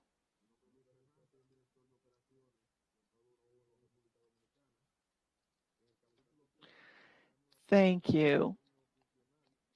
We will address Chapter 3, the operational aspect, which is, of course, the backbone of this process. We have worked on this and we've identified that for this to operate smoothly, it must have two parts: a processing portion, which is the identification of the emergency, and the operational side.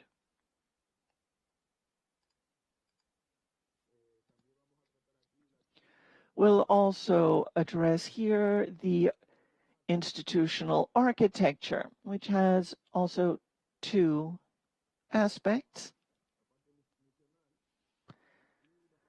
the mission side and the functional side.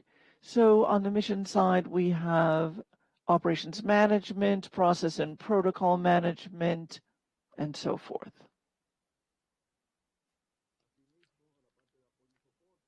In support, we have human resources or talent, administration, legal side, communications, strategic planning, as my colleague just noted, as well as project management. Among the functional requirements, we have our infrastructure, technological architecture, our information architecture, our public policy, as well as our physical equipment and infrastructure, as noted previously.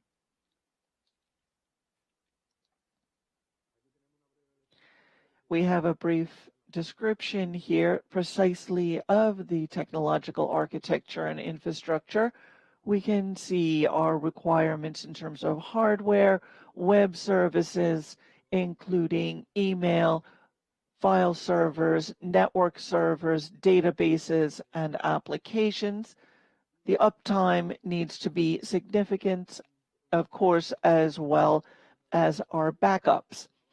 We need a system for radio communications to support operations and to look at technological compatibility. The CTI must be supported by geolocation services, for example.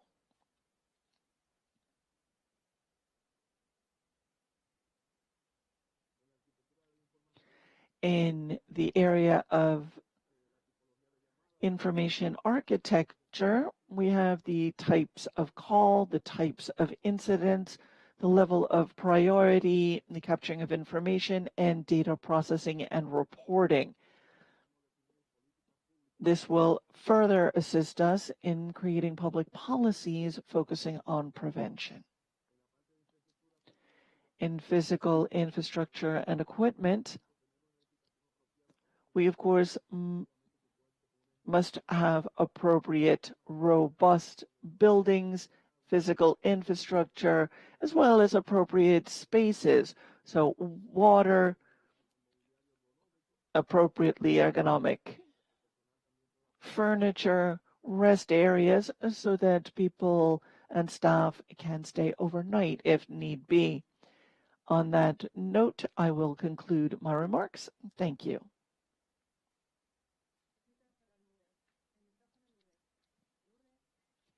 Lourdes, your microphone is not on. We're not able to hear you. You are muted.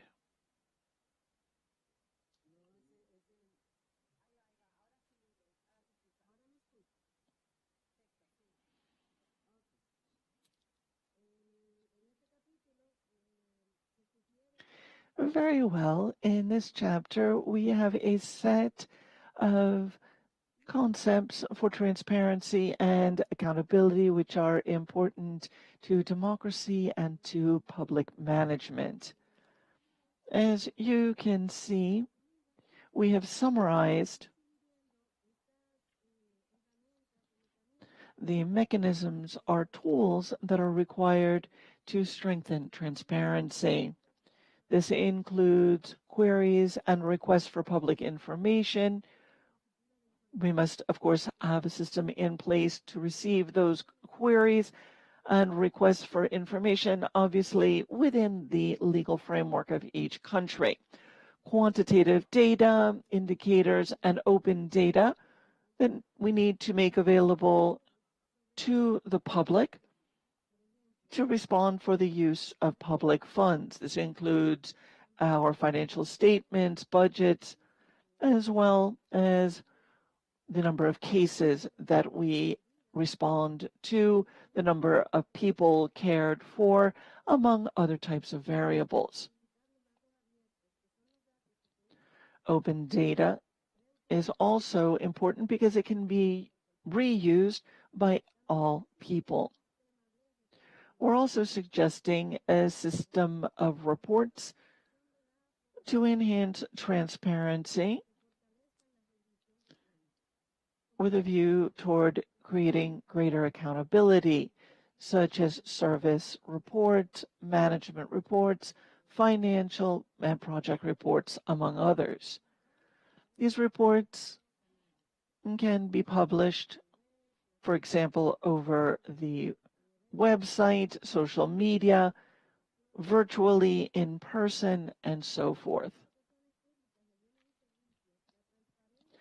In the area of public procurement, purchasing and hiring, we need to ensure also transparency, complying with domestic legislation, and ensuring equal access to all suppliers.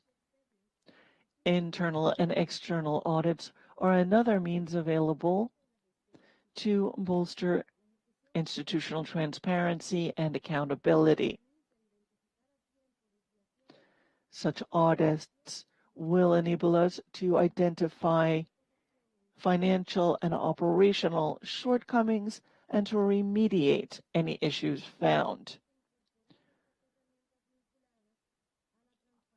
All of these tools, of course, must include as well a communications plan through social and other media to ensure that all of these procedures are available and known to the general public. Thank you. Thank you very much to the team from the Dominican Republic for sharing with us for presenting these chapters 2, 3, and 10. And as we know, you've also contributed to chapter 8.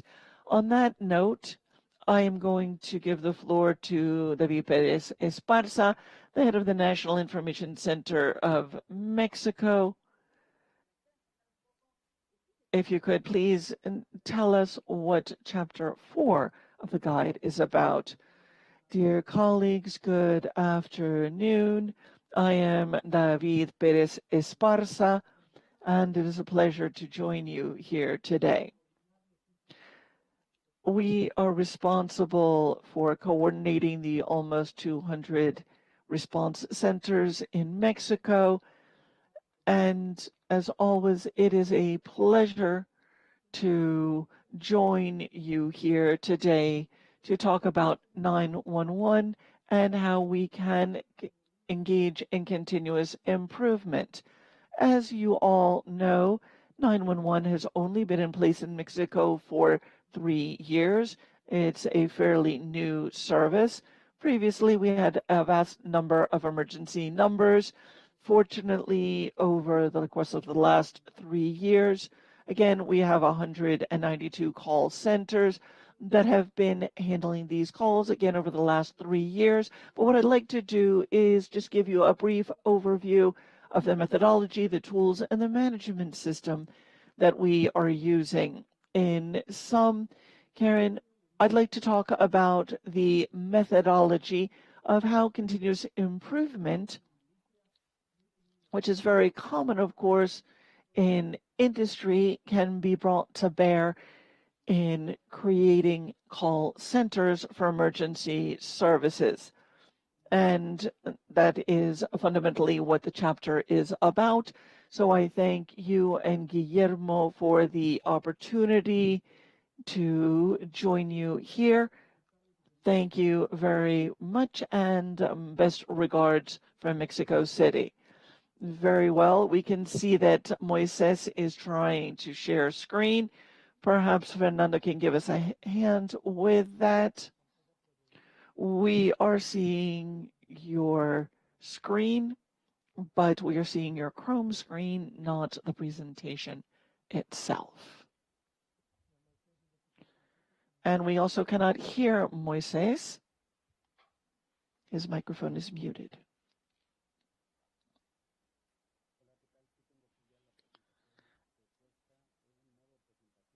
I have the presentation in presentation mode, and I am sharing screen. No, we are not seeing the correct screen. Yesterday, it took a couple of moments. We are not seeing the right screen. Perhaps you could stop sharing.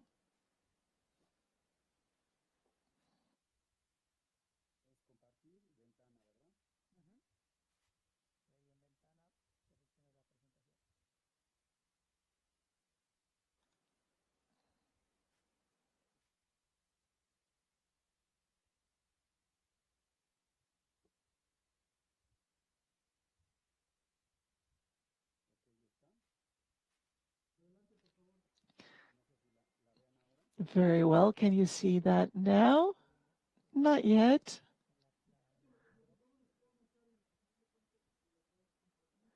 Well, very well. We can share it later, or perhaps what we've done is to try to show how we've done a continuous improvement model to ensure that the process is expedient and what our response time has been. and so that we are able to be there when we need to be. So again, thank you for the invitation on behalf of Mexico. We look forward to hearing the other remarks, and we will share our presentation subsequently. It is a shame that you were not able to share screen. We thought we had solved it, but these things do tend to happen during the live event. In any case, this presentation is available on Kudo. If you go over to the right-hand side to the document list, you will be able to see that, and it's also on the ESS website. So thank you very much, Moises.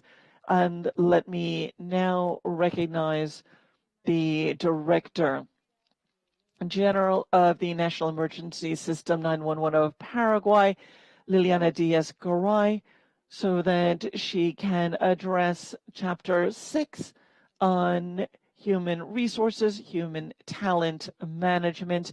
Thank you very much for joining us, and thank you for your entire team as well. And thank you. I wanted to thank all of my colleagues. We're all here to discuss this guide to establishing and strengthening national emergency systems in the OAS member states.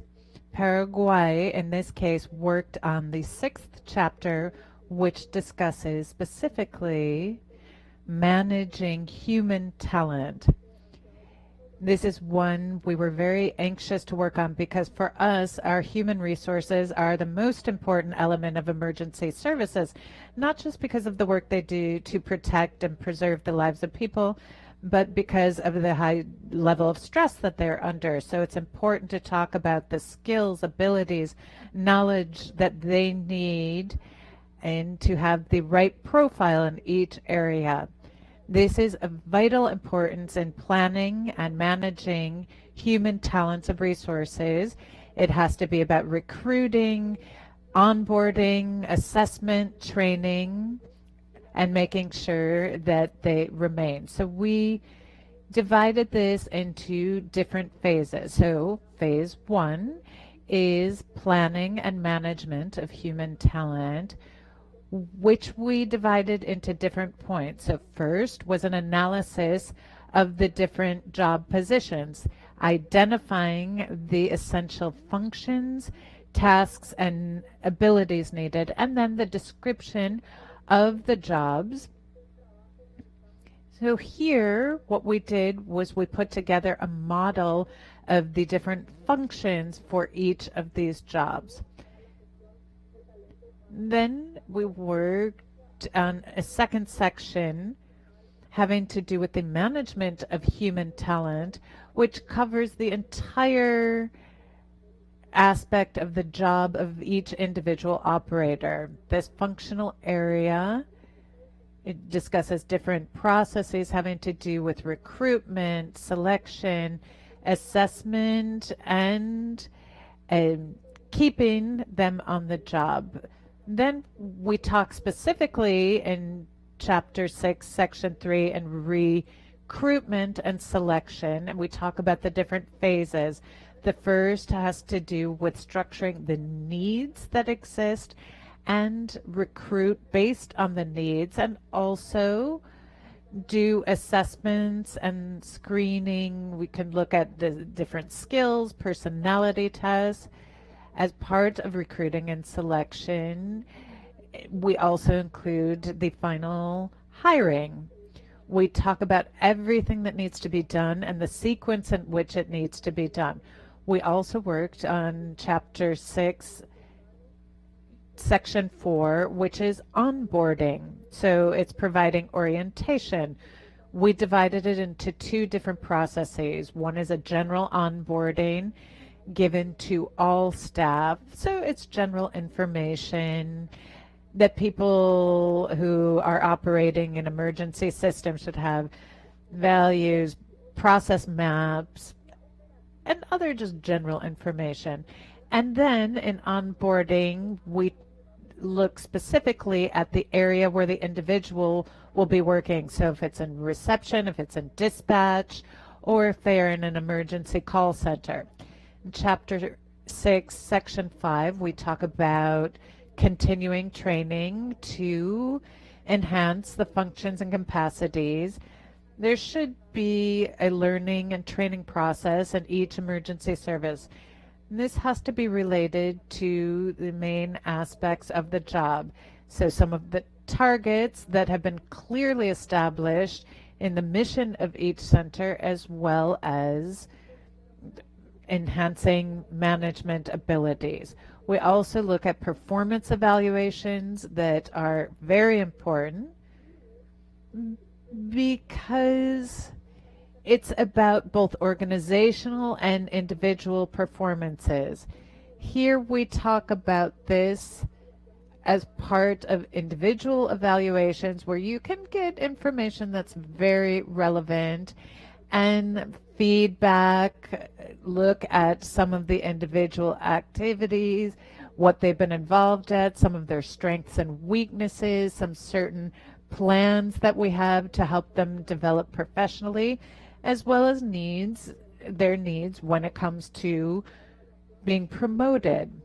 There are also organizational assessments that allows the planning of strategies for professional development of staff as part of a continuing training program in each different center. Under this point, we talk about some of the minimum requirements, for example, accountability and performance. Then we have what we call creating loyalty amongst the staff. This refers to strategies and in-house mechanisms to retain human resources and prevent people from leaving, especially when they've been highly trained. We talk about some of the basic conditions, the salary, which should be commensurate with the job the individual is doing. There are a series of indicators and mechanisms for identifying how to recognize people for their performance, as well as incentives that are extremely important for our staff.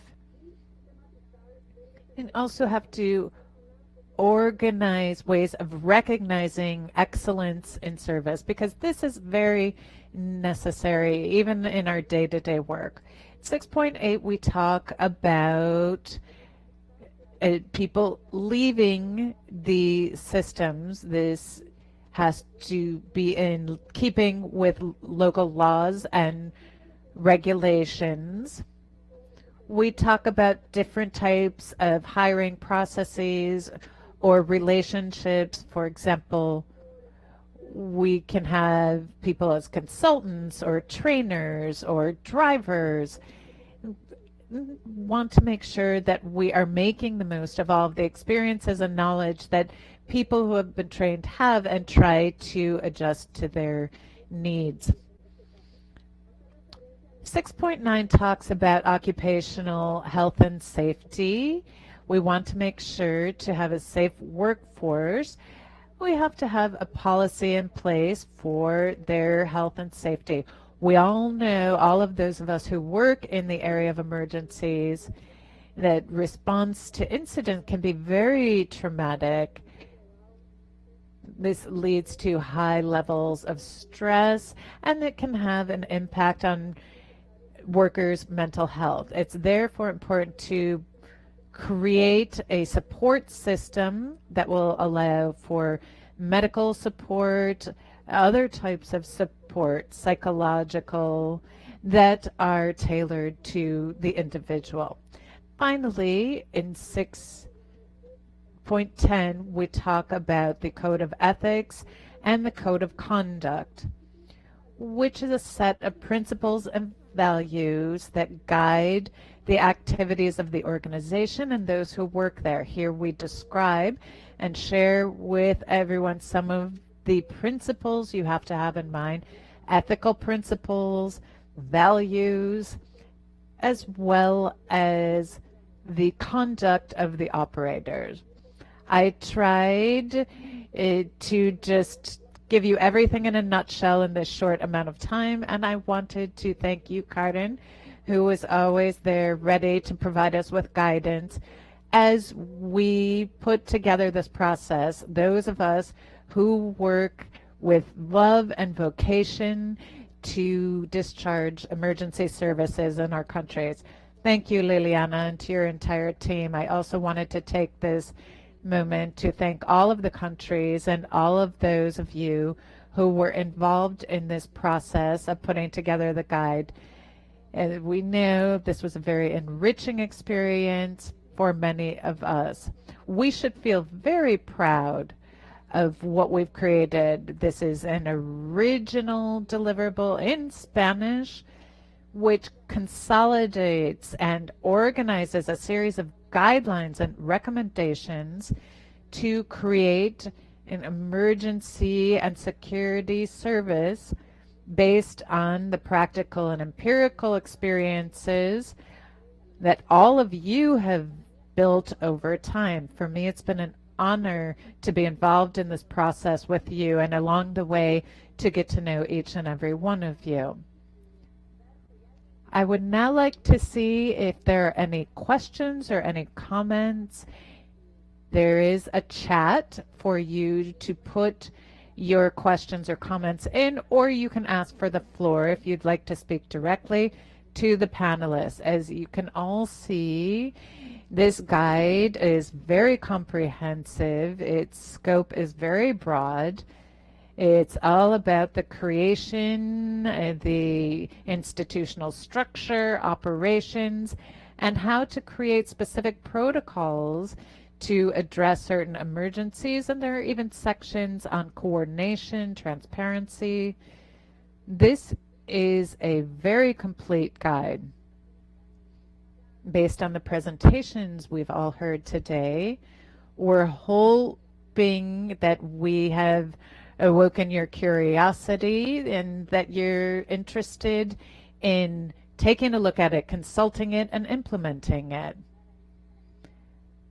This is a guide in Spanish and the guide in English. It is also available in the ESS community of practice. I want you to be able to look at it, be able to consult it. We hope that this will help to guide any decisions that you may have to make in terms of how to create or strengthen a system. It talks about the different aspects of the functioning and operation of an ESS. It is 4:18. We have to start wrapping up. Does anyone else on the panel want to make a final comment before we conclude? It would be great to see all of your faces before we sign off of this panel, but I just want to make sure that everyone can get a look at the entire panel. Here, Becky Lane was saying, if there's any question about content in the guide, who can we get in touch with if we need some clarification? Becky, the way I would respond is you can write to me. Write to me anytime, and depending on the question that you have regarding the guide, I will be able to tell you who to contact, because as you have been able to see, the guide has contributions from a couple of countries. So depending on which question and which topic or issue you would like to address, I'm going to be able to tell you who to contact. So I hope that with this answer, I have clarified your question. Y bueno, y insisto para todos y todas las panelistas, si alguien quiere... And for all panelists, if you have any final remarks, this is the time to make them. No one? Nobody? Okay.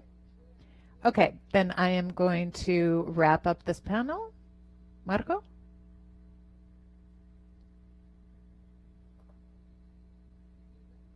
We are unable to hear you. If you could please activate your microphone. Now can you hear me? Your volume is very low.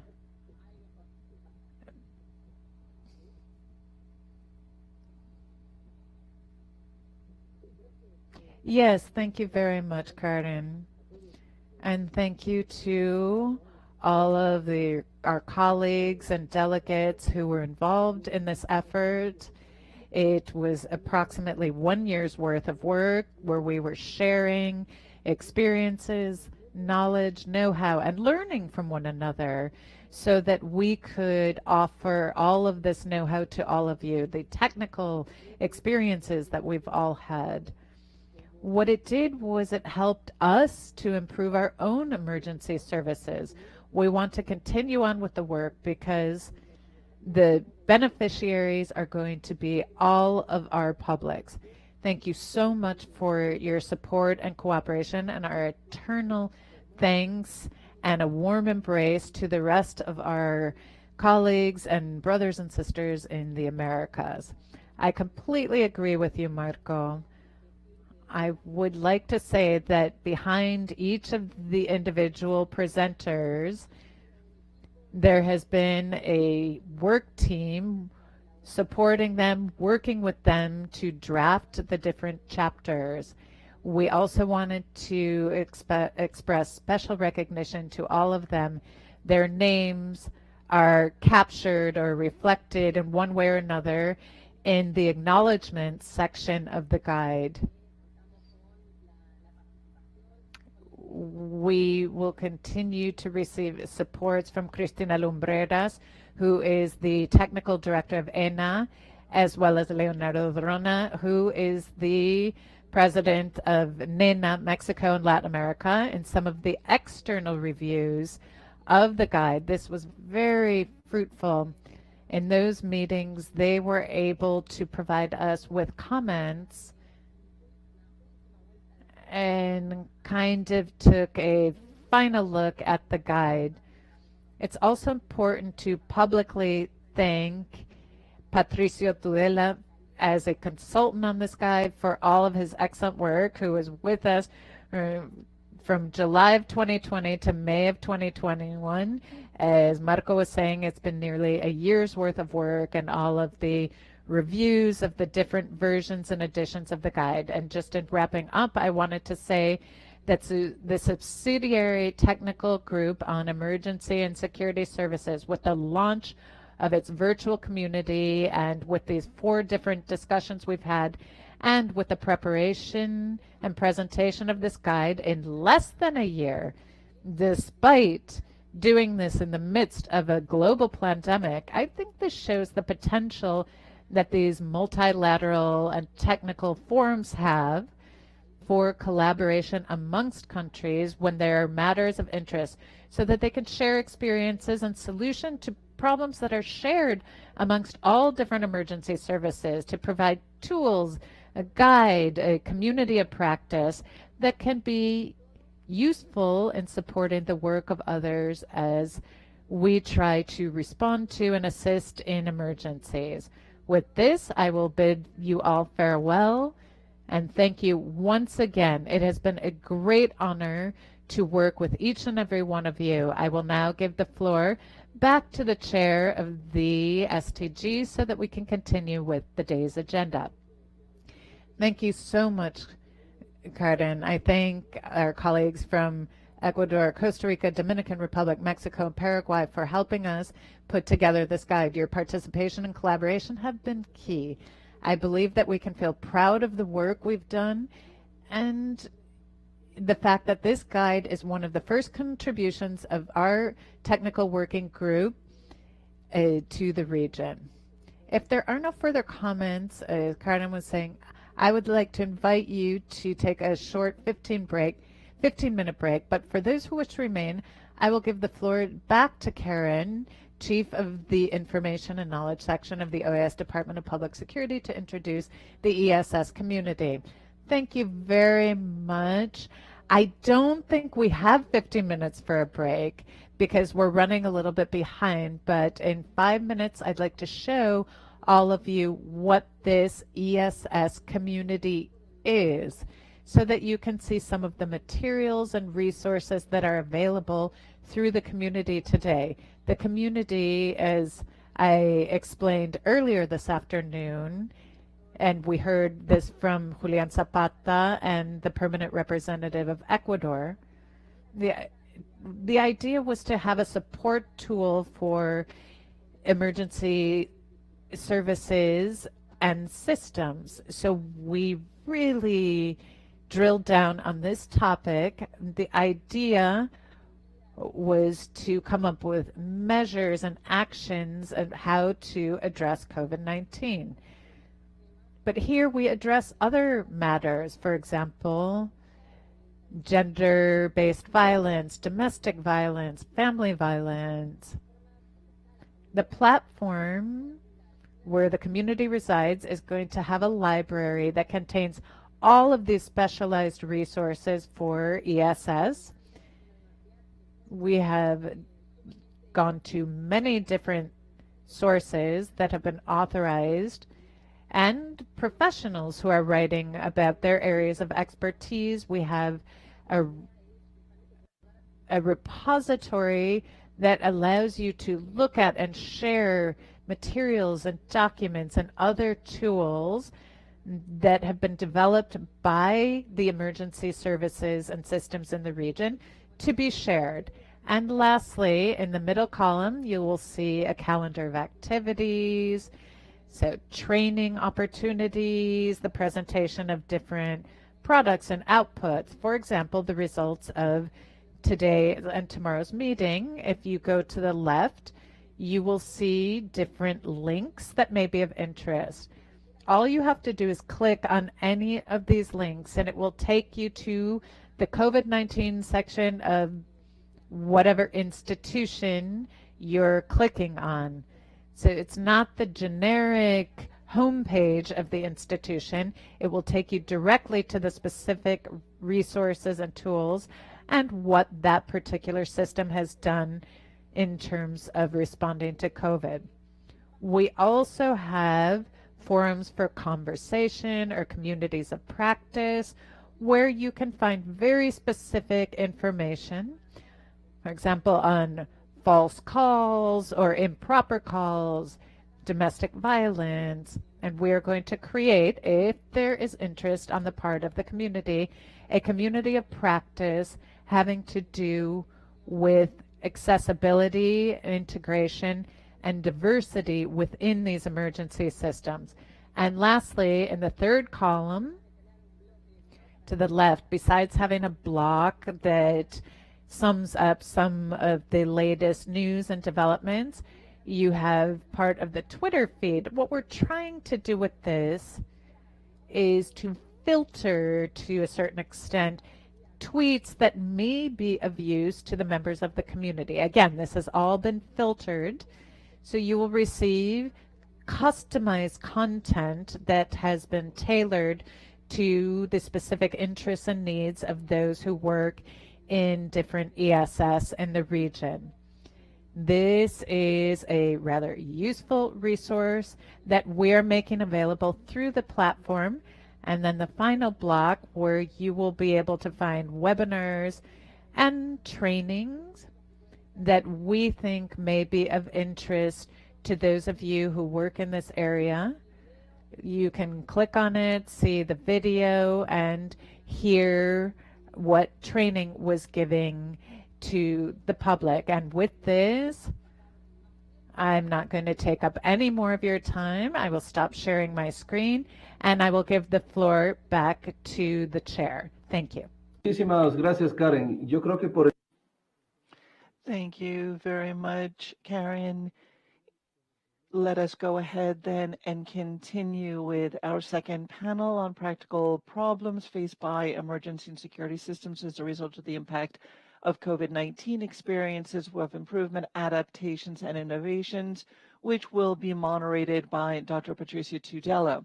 Dr. Tudela has been a key player in the process of revising and editing the guide that we've just presented, and I'd like to take this opportunity to thank him for his work, professionalism, and commitment. Dr. Tudela has extensive experience in crime and violence prevention programs, policing strategies and work, criminal analysis, information and knowledge management in security sector organizations, and criminal justice. He is one of the few Spanish-speaking academics who has dedicated himself to studying and researching emergency response services in the region and the world. I now give Patricio Tudela the floor to begin the second panel. Thank you very much, Chair. I appreciate the opportunity to be here. I'd like to greet everyone and recognize specifically the Director of Public Security of the OAS and everyone who is attending this meeting. This, of course, is a substantive process and an important one in terms of integrating the needs of our citizens, expressed particularly times of crisis, but also the values of public service in many of our countries. Unfortunately, some of our countries don't have such a strong history in this regard as the countries that we will be hearing from today.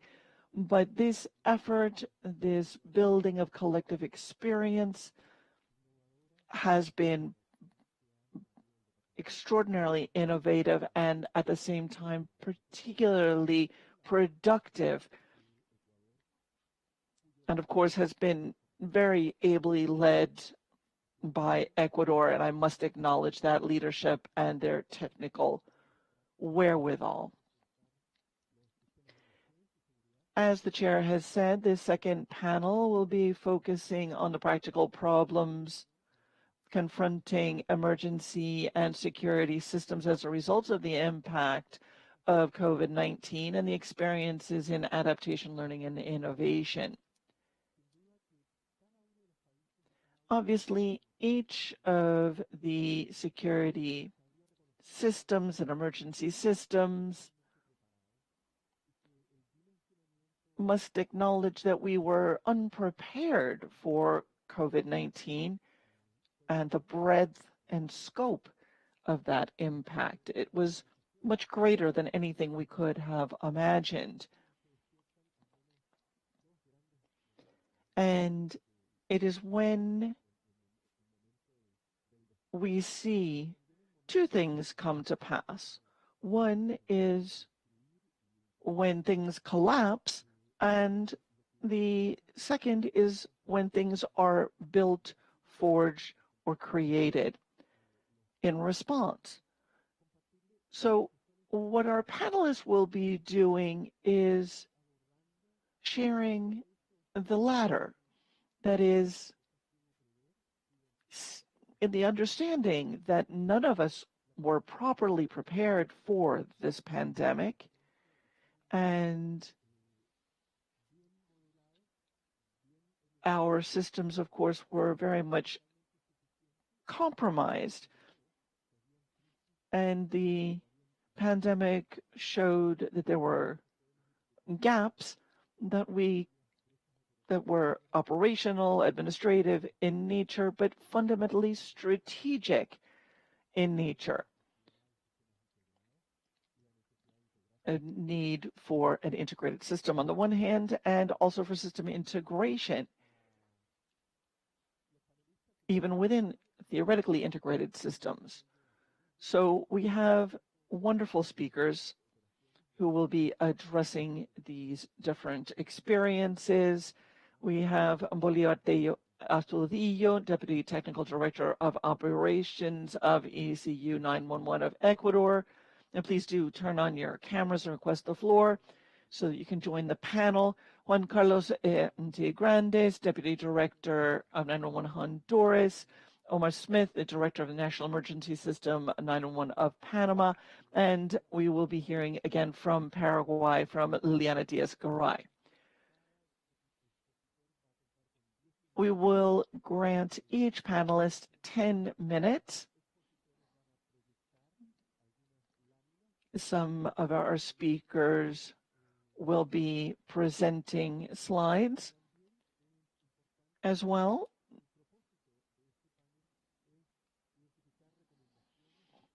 But we must remember that the purpose of this panel is to identify lessons learned and to share that information. As panelists, we tend to have a lot of information. Our organizations demand lots of information to make decisions. But what we're seeking to do here is share knowledge and those lessons learned. So again, I want to thank each of you for your participation and, of course, encourage you to remember that we are broadcasting on Kudo, also through the ESS media, and remind you that we have interpretation in both English and Spanish, as well as English and Spanish Sign Language.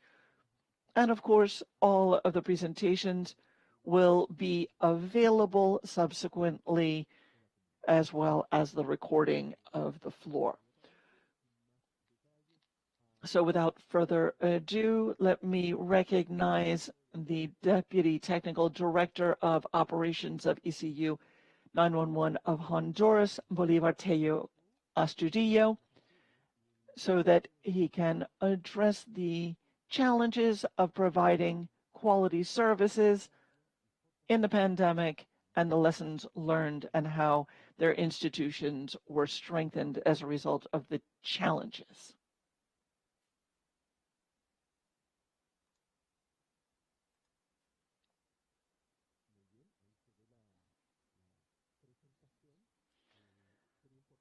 Thank you. We can see your screen. Please do turn on your microphone. Good afternoon. Can you hear me? Yes, we can. Thank you, Patricio. Good afternoon. Cordial greetings on behalf of all of the employees and workers at ECU 911. The content of this presentation will focus on the issues, the experiences, lessons learned, and of course, the innovation. To explain the issues in the context of Ecuador, I need to present two aspects. One is a state of exception, issues associated, of course, with public order and mobility. Ecuador in March, April, and July, August, and then again in October to December, had 3 spikes in contagion. And as a result, our bars, discotheques, and other institutions remained closed, as well as there were restrictions on public and private spaces, large-scale meetings, and so forth. In a normal sort of situation, we realized, of course, that the epidemiological situation was very different. We had community contagion. We saw many new cases and variants, and we saw as compared to 2020, the first few months of 2021, we saw an uptick of over 50% of the number of cases. We therefore had a situation of a wait list of 212% rise in the number of ICU beds that were needed in the first part of 2021. This was reflected in the number of calls our emergency services received, particularly an increment of 24.4% in the number of calls that were health related. In many cases, we saw a lifting of restrictions on movement and parties returned, and therefore the type of behavior that was problematic rose hand in hand with the number of cases, particularly in 16 provinces, around almost 70% of our territory. And unfortunately, we have had a large number of cases and of most regrettable deaths as well. Now, This, of course, has had an impact on our employees. We have 1,564 people, of whom some 478 have caught COVID. We've also seen an impact on our budget, primarily as a result of the poor use and the need to hire additional personnel and equipment. In 2020, as a result of the huge upturn in the number of calls, we had over 100% growth and 100% excess. We had many calls, therefore, that were waiting to be answered because we were overwhelmed in 3 cases. Overwhelmed at 100%, at 75%, and at 50%. And we sought to reverse this and be able to continue to serve our community. The lessons learned are always important, and we sought to provide our decision makers with timely information, as well as the general public, providing online up-to-date statistical information. We were able to provide that information, which was key in the decisions made by the executive branch in terms of declaring states of emergency. We had to, therefore, innovate. Our service was, therefore, tasked with handling a number of different incidents. We have used artificial intelligence, cameras, and others to be able to monitor public spaces, beaches, voting centers, and others to ensure social distancing, and so forth. We've also signed strategic alliances with universities and institutions to using, for example, military drones to help ensure these types of controls. We've also worked through a specific tool called Power. You can see the misuse of our emergency lines. We have over 4 million misused calls per year, and clearly in a situation where the system is completely overloaded, we need to reduce this. We have a number of situations that we have to continue to resolve.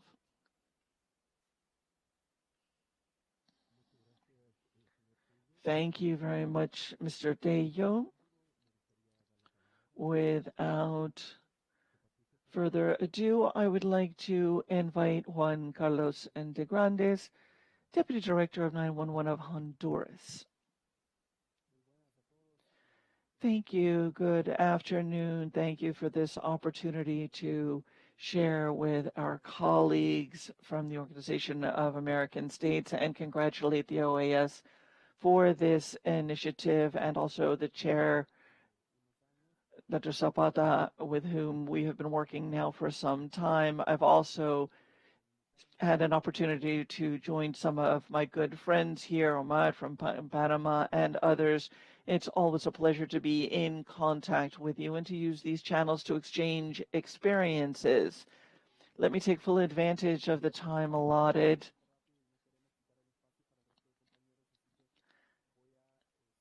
And in that regard, respecting my colleagues' time as well, I will endeavor to be brief.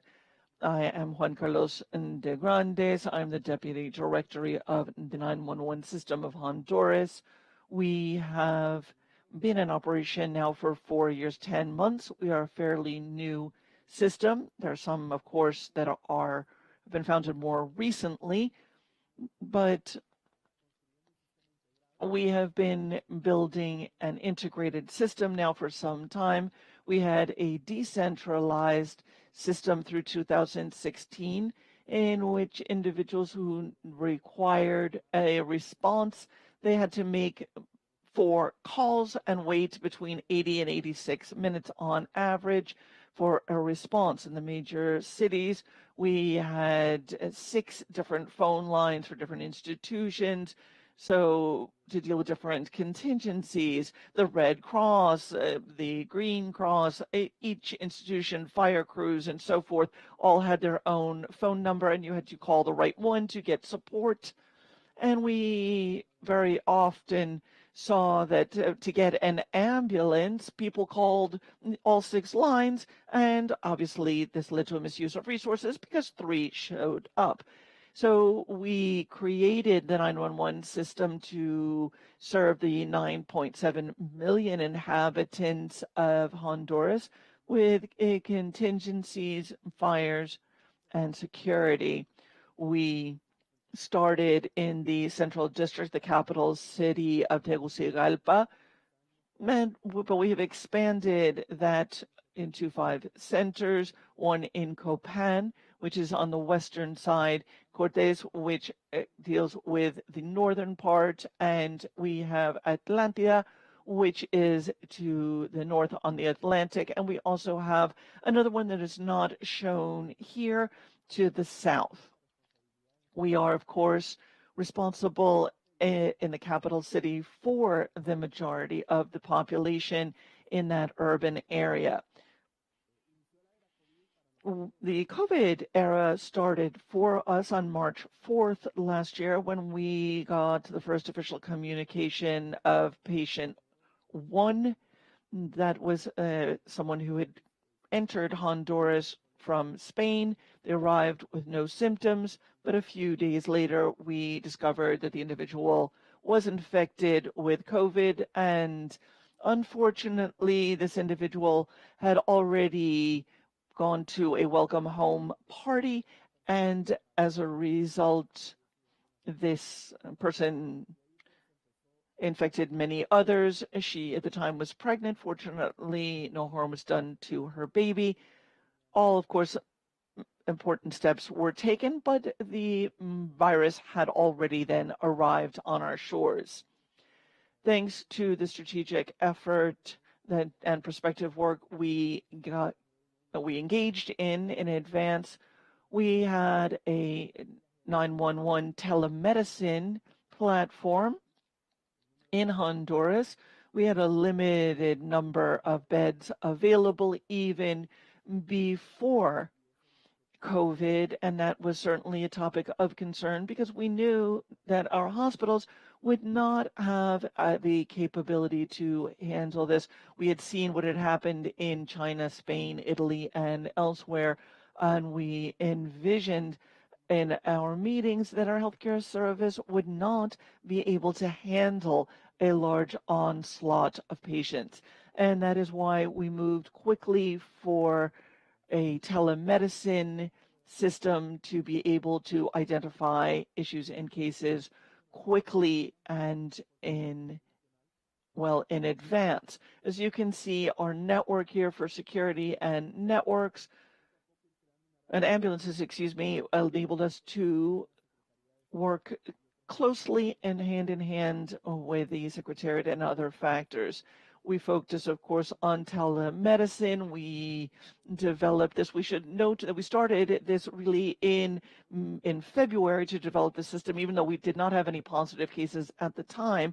And as a result, the president gave us, firstly, the human resources that were needed for this, 62 physicians that would be working on our telemedicine platform. And as you can see on screen, this is much more than just a system of calls, but we created an app, a technology platform that would also contain the medical records of each individual who's calling the emergency service.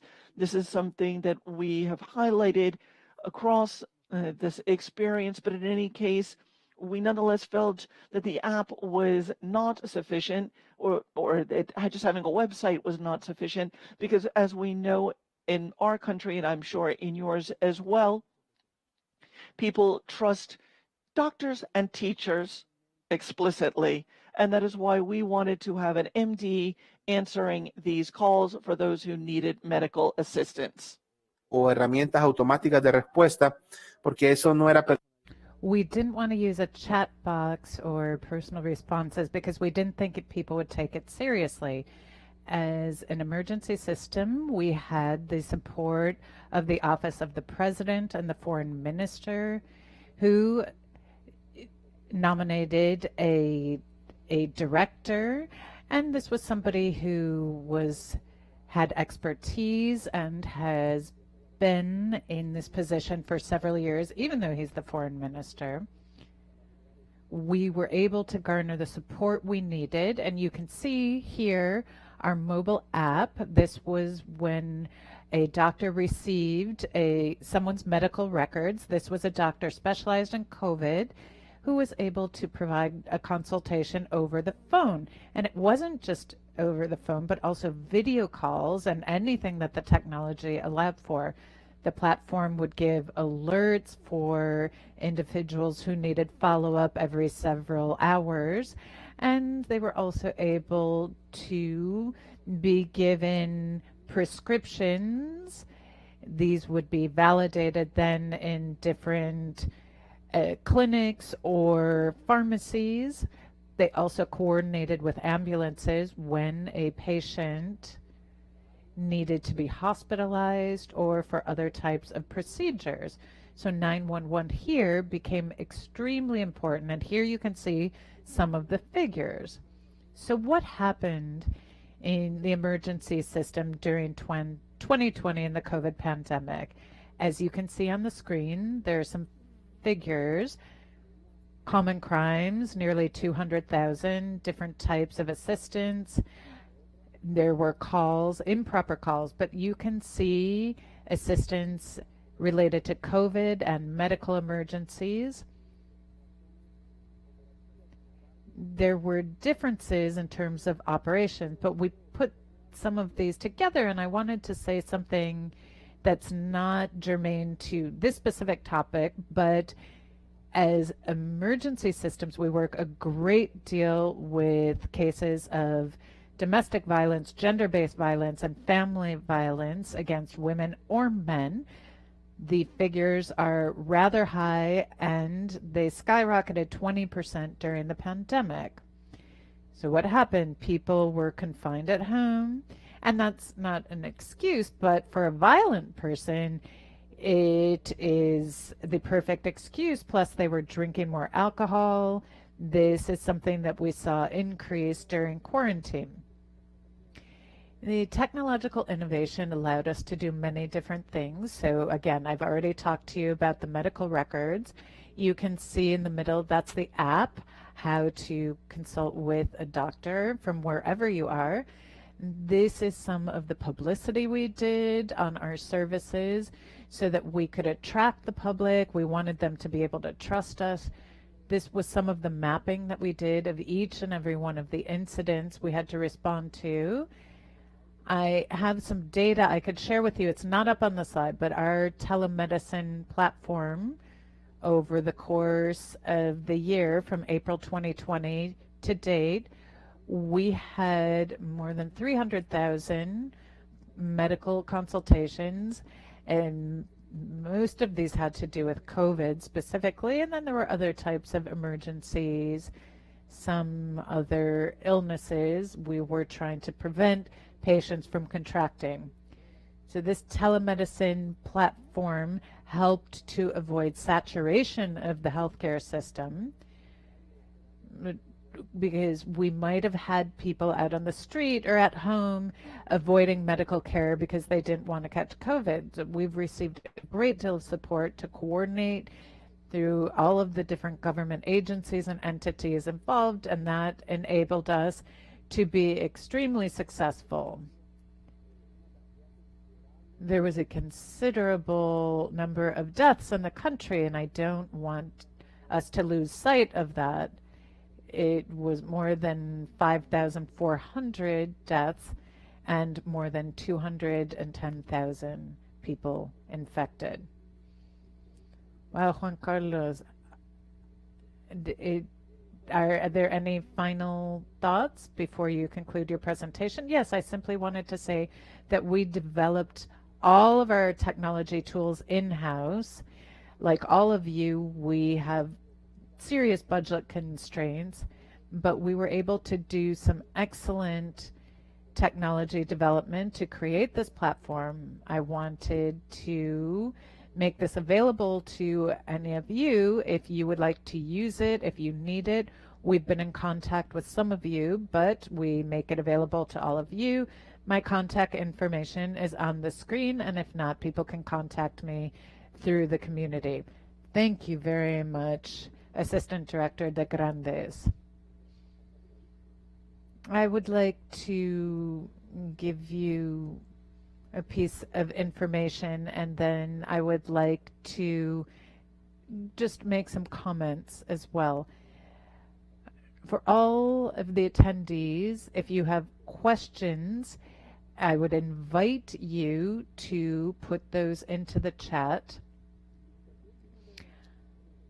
I also have a reflection. As I imagine that the representatives of Panama and Paraguay, we'll say Ecuador and Honduras, have already shared two concepts that I find highly relevant. One is interaction with the public, with people who are in need, but also this standpoint of providing better services through partnerships or cooperation agreement. And it's not just about integrating technology into the systems, but each part of our societies, of our states, are part of a more overarching system. And I wanted to underscore that.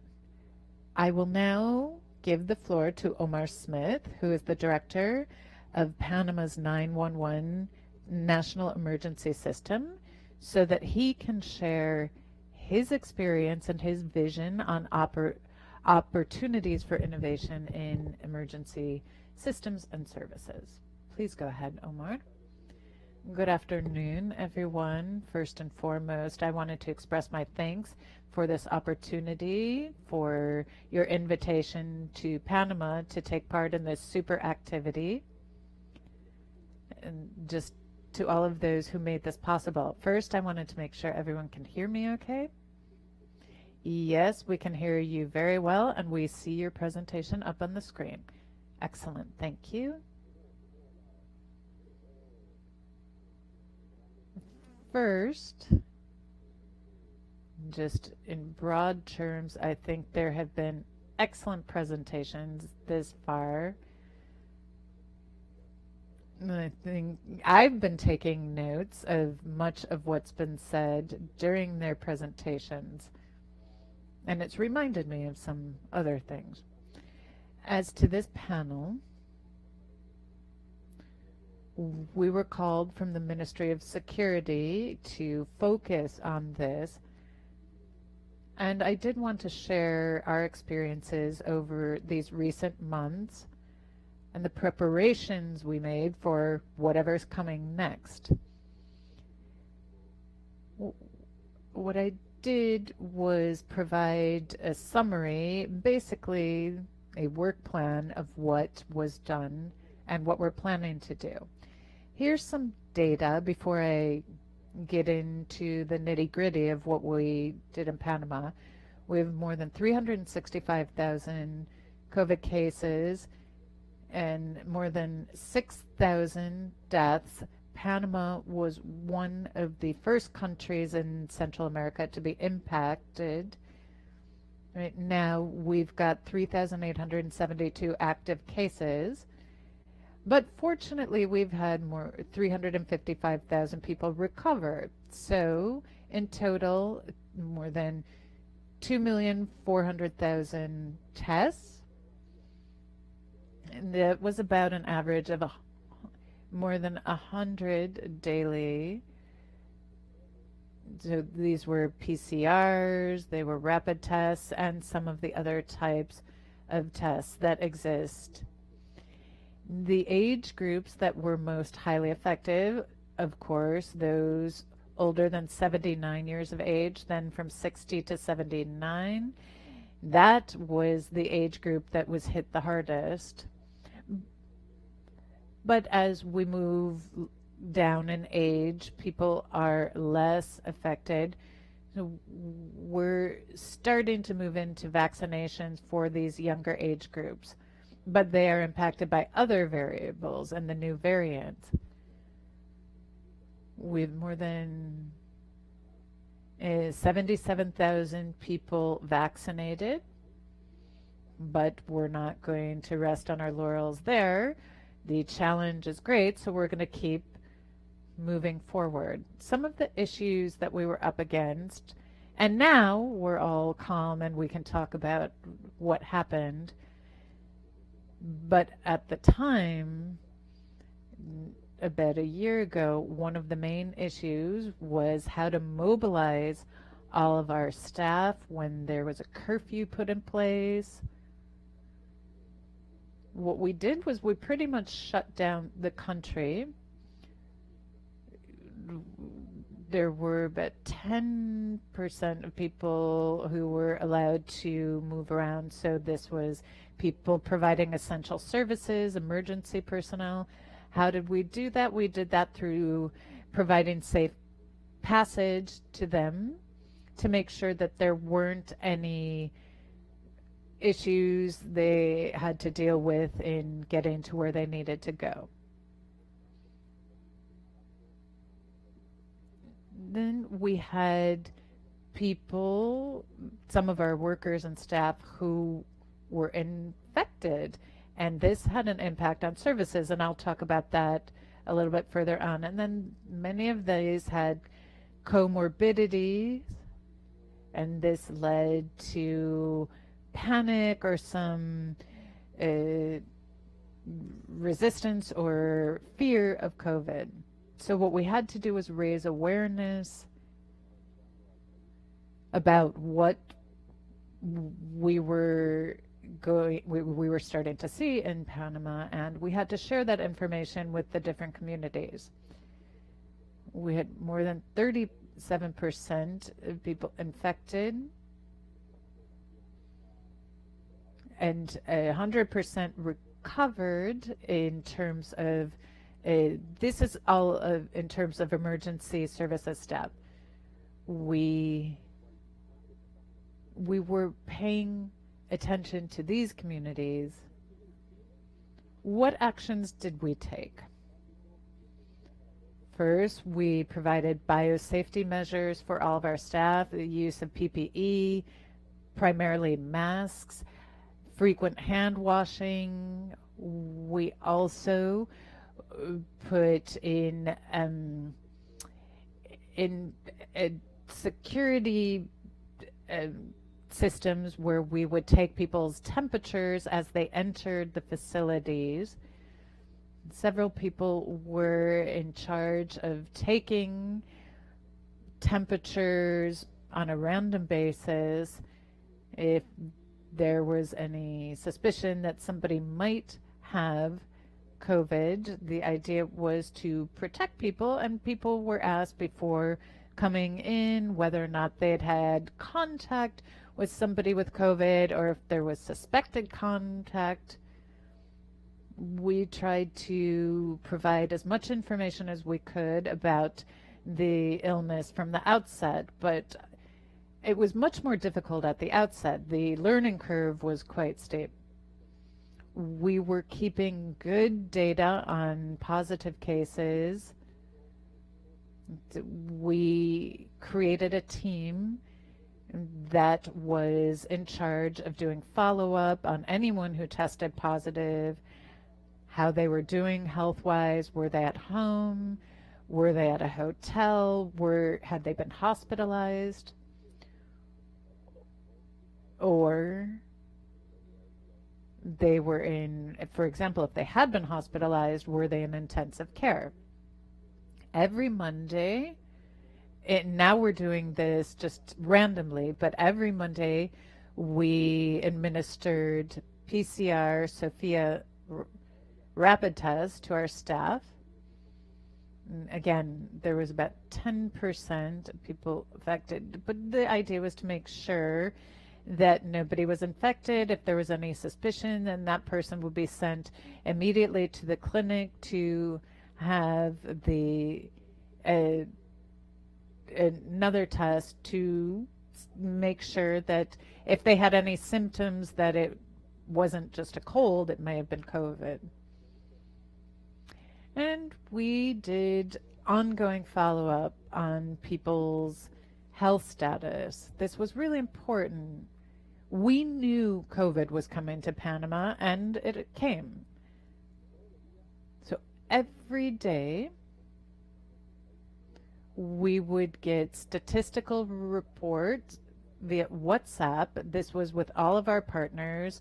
We would talk about statistics in the country, broken down into provinces, so that we would know what the status of the area they were operating in, and then there was a series of recommendations. This will be done sometimes once a day, and we tried to do it before 8 p.m.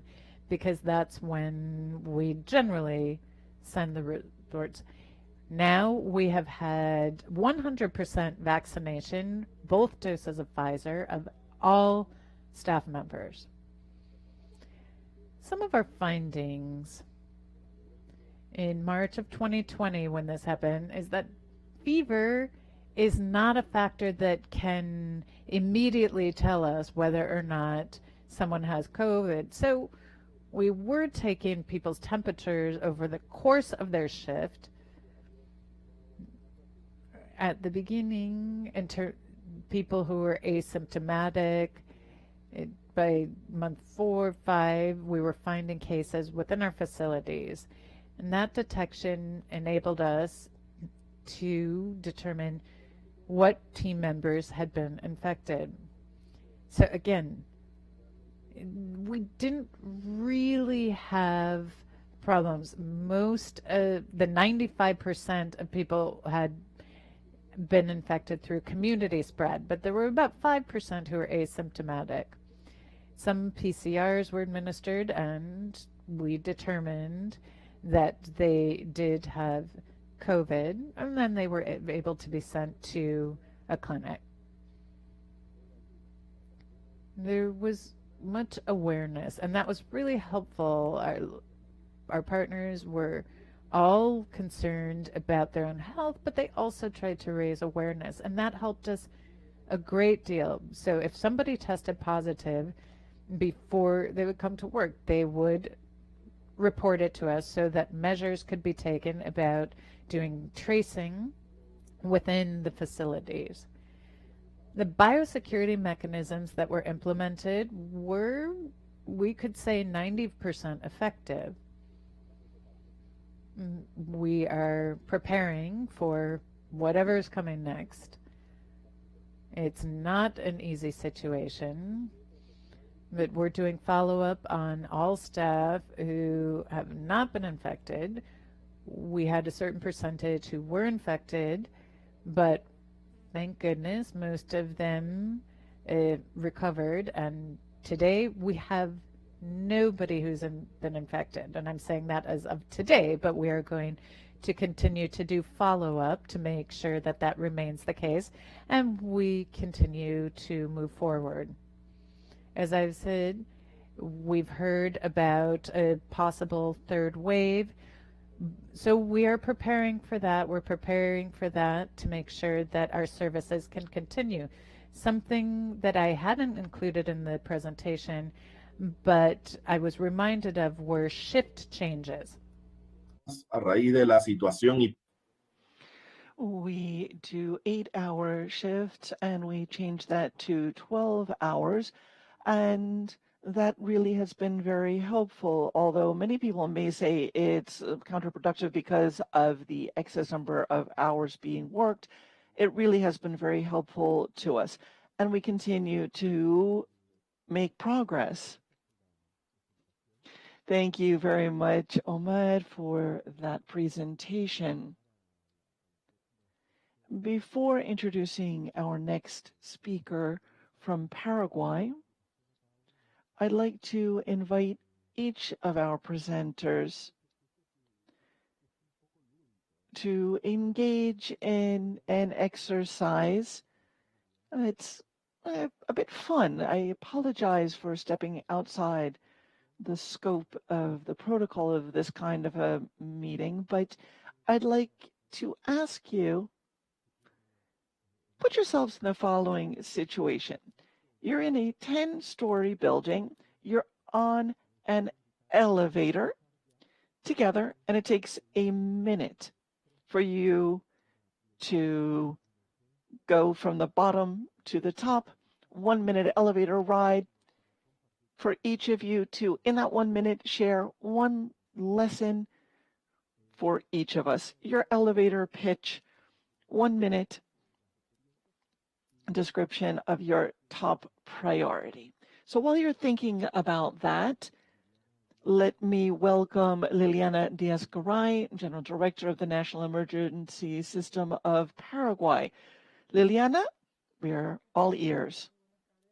Thank you very much.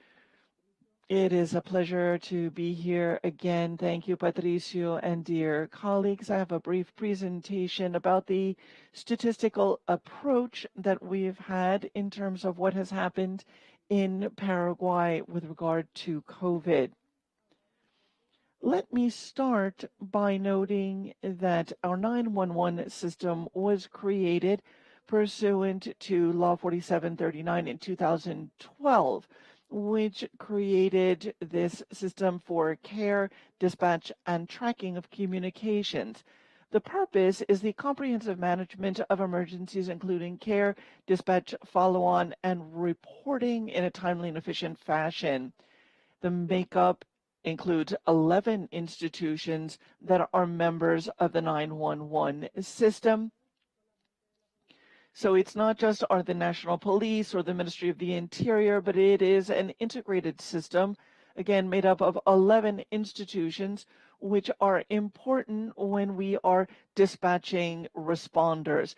The Ministry of Health and Social Well-being, the Secretariat of Social Security, of National Emergency, of Voluntary Fire Crews, Office of the Public Prosecutor, Ministry of Women, Early Childhood and Adolescent departments, and others. We have a regional center in the capital city of Asunción, and we have 5 distribution centers in the provinces.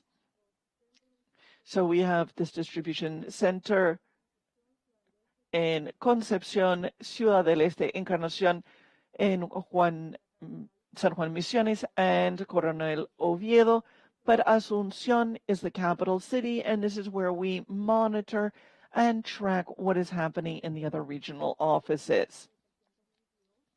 We have some 322 employees distributed in these areas, and we respond 24/7 to emergency calls. Each center in the capital and elsewhere also has video surveillance cameras. The centers work together to engage in tracking and follow on to these different cases. The system itself depends on the Ministry of the Interior for its operational aspects. We're led by a general director of the National Police. On screen, I wanted to share with you the calls that came in and that were responded to in 2020, noting that starting in March 6th specifically, we were receiving a very large number of COVID calls. Some 3 days after we started tracking COVID calls, the government took actions to help to stem the transmission at the community level by imposing lockdowns and other measures. So we can see that in total we received over 6 million calls, but only 48% rather were responded to. We can see in March a huge upsurge in the number of cases, of calls coming in and our efforts to respond. So we can see practically last year, all of the calls that came in blue and in orange, the ones that we responded to. Some people either hang up because they get cut off or there is too long a wait time or other issues.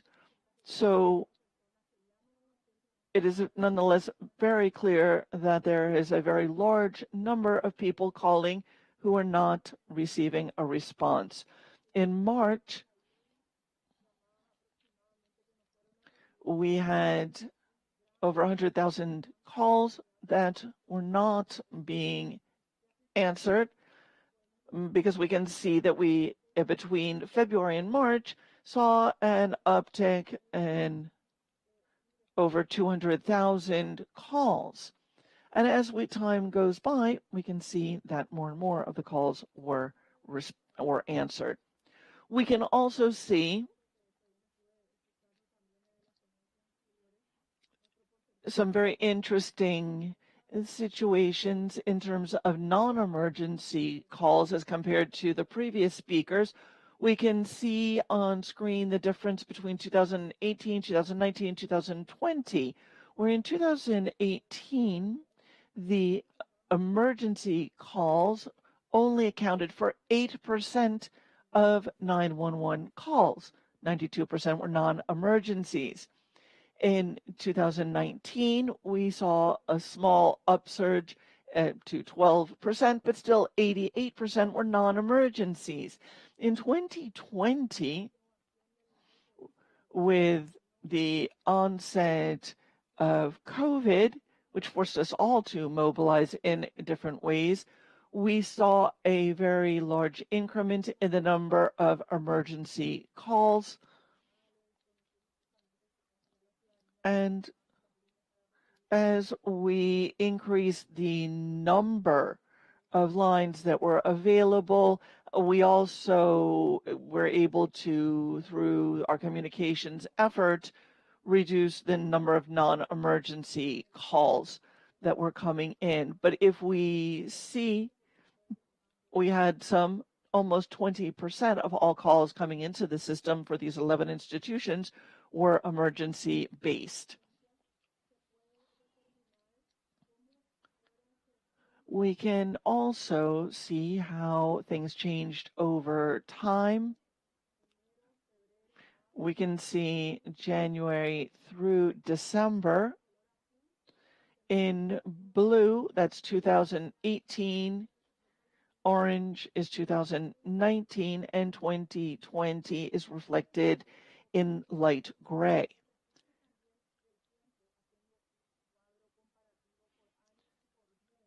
This enables us to compare the number of calls, and specifically emergency calls, year by year and month by month. In 2018, we did have an overall larger number of calls, some 4 million, as compared to just under 3 million in 2020. But again, we saw a much larger portion of emergency calls in 2020 than in 2018. So in March of 2018, if we received 25,000 calls, approximately, those are emergency calls. In 2019, that rose to 32,000. And of course, we can see the huge upsurge in 2020 for the month of March to over 66,000 emergency calls.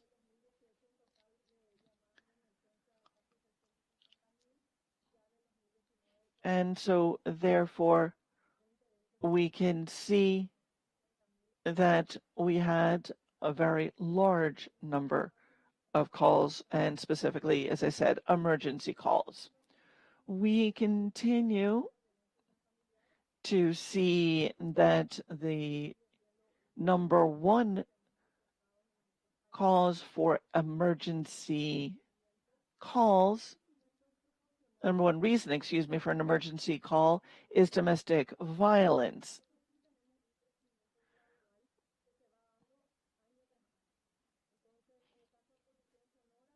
We are seeing an increment in all of the other areas year by year. The second most frequent cause for these calls is noise pollution. 3 is requests for assistance. And of course, in 2020, we saw this rise in COVID-related figures. And that's why we actually added number 5 here is a pandemic epidemiological alert. And we separated that out so that we could separate more clearly things associated with quarantine restrictions or meetings of large groups of people gathering as compared to other situations. Let me also highlight that some of the shortcomings, however, of the system have been that we have been working with the same resources before COVID and now. So we have 5 dispatch centers, 17 overall centers, and while we have adjusted time and work days, we've made the most of our human resources. We don't, for example, have regular testing.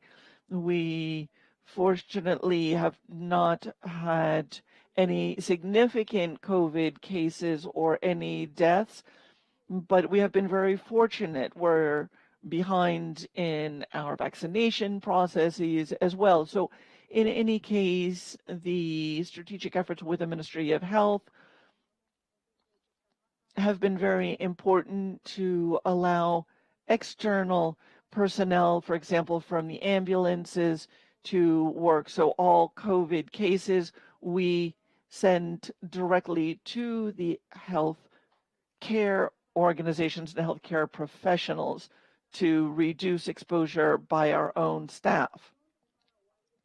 Let me also note that there is another phone line, 144, which is created by the Ministry of Health, and that is why we saw a huge upsurge in March and then a bit of a downturn the rest of the year because the Ministry of Health and Ministry of Health physicians and medical personnel were then answering these calls on the other phone line on 144.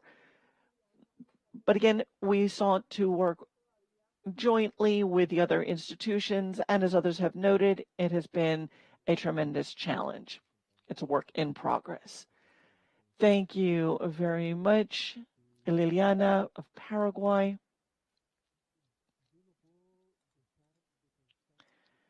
I think we've heard 4 tremendously valuable experiences here.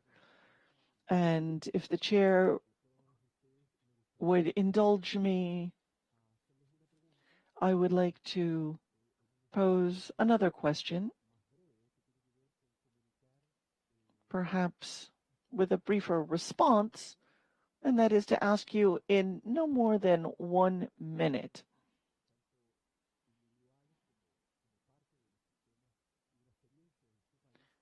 Let me ask you, based on your experience, what are the lessons learned? What would you share with someone who is coming in and is responsible for the emergency response system? We're not out of the woods yet when it comes to the pandemic.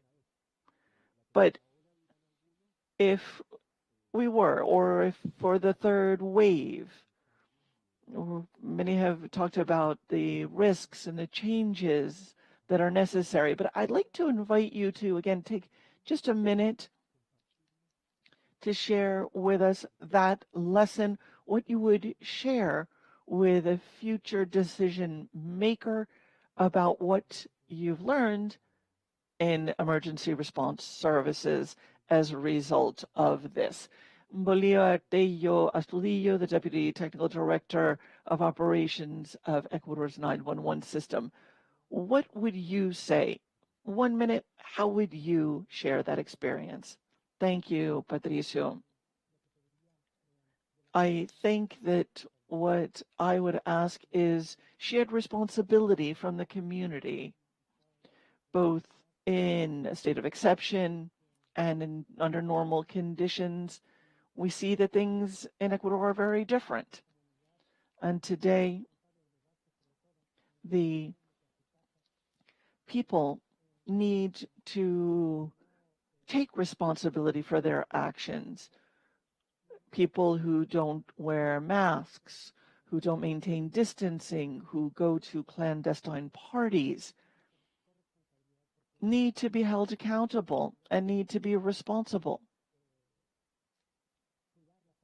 Because while the health officials are caring for people, yes, I would say society, the people need to take charge and share the responsibility for what is happening. Thank you very much, Mr. Tello. Let me recognize then Juan Carlos de Grandes, Deputy Director of 911 Honduras. What is your recommendation?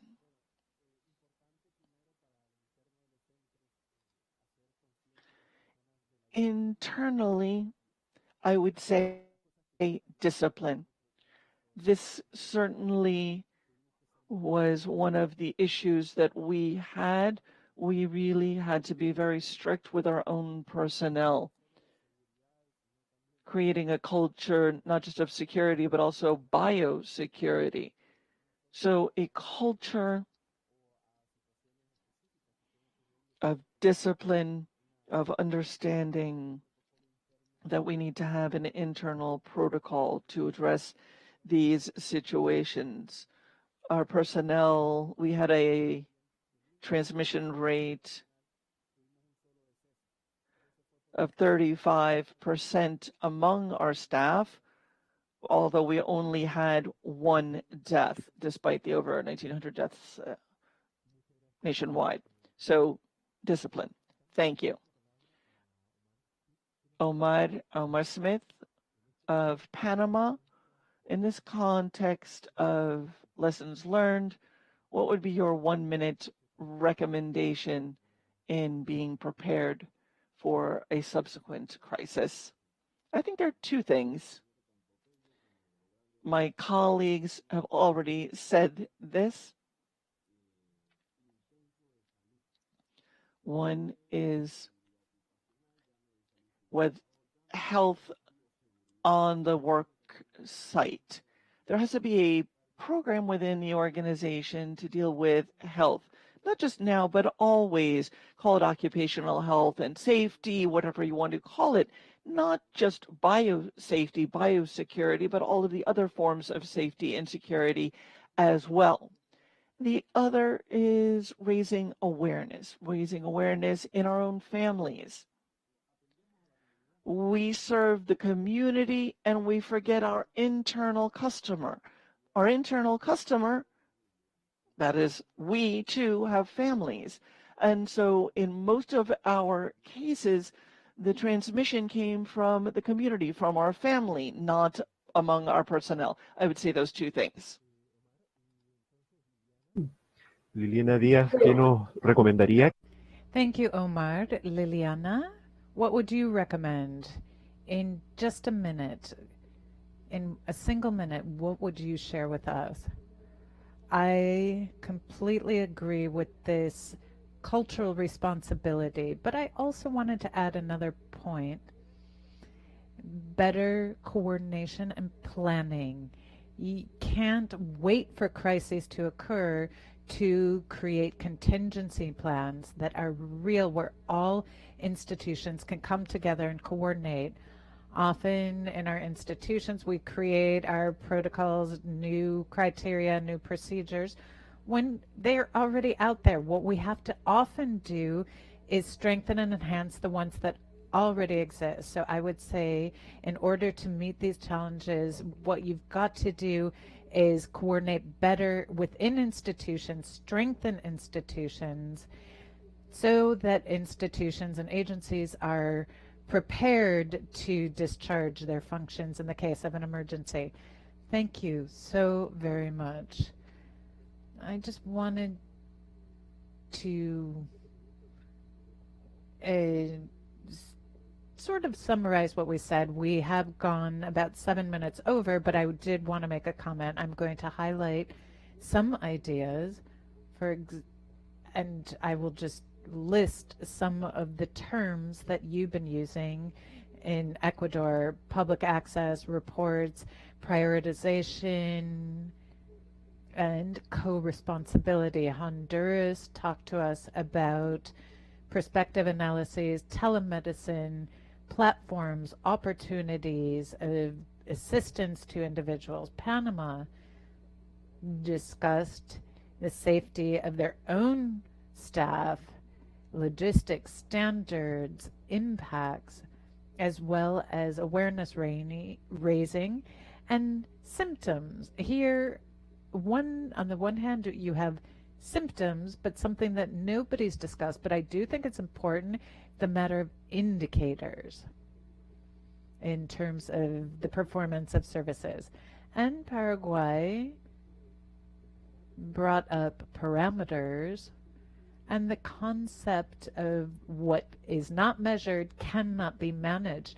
I think that's extremely important, because when a new code is created or a new support system is created, it's natural and expected that the public will be taught how to take advantage of the service.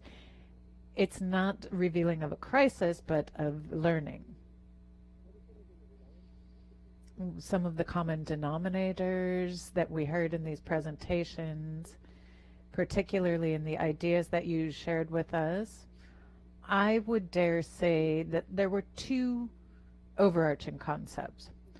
One is, in addressing emergencies, it's the approach that society and the community takes. And this is related to a component that we've heard called cultural, but I would say it has more to do with education and awareness raising, educating members of the teams and the agencies involved, but also teaching those who are going to be involved in providing these services. The crisis is more of a crisis when there's no ability to communicate. Sometimes bad communication itself can lead to a crisis. That's very important. The effectiveness of managing a crisis has to do with good communication. The second concept is based on what you've all said. I think it's both obvious and evident, and I'm sure that the audience was able to intuit that there has to be a logic and systemization of protocols and procedures that can be shared with other generations, other agencies, specialists, or those who are responsible as you are in responding to emergencies. And in conclusion, I think this has opened up the opportunity to us to move forward in systematizing and organizing your experiences, have platforms like this one that allow us to share not just experiences, but also good practices. That's the challenge before us. Mr. Zapata, chair of this subsidiary technical working group. I apologize for going over time, but I thank you for the opportunity. I think it was really important to make sure that we had enough time for this.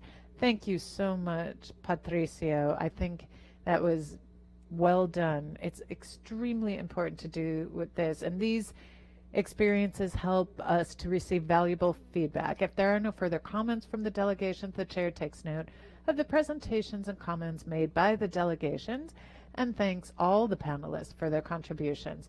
The OAS Department of Public Security circulated a form so that speakers could document improvements, adaptations, and innovations made in the context of COVID-19. Some of those were shared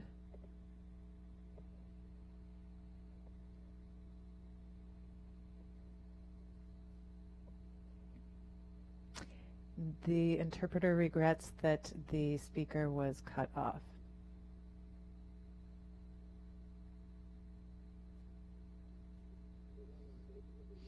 Fernanda, it appears that we've lost. I believe he has to ask for the floor once again.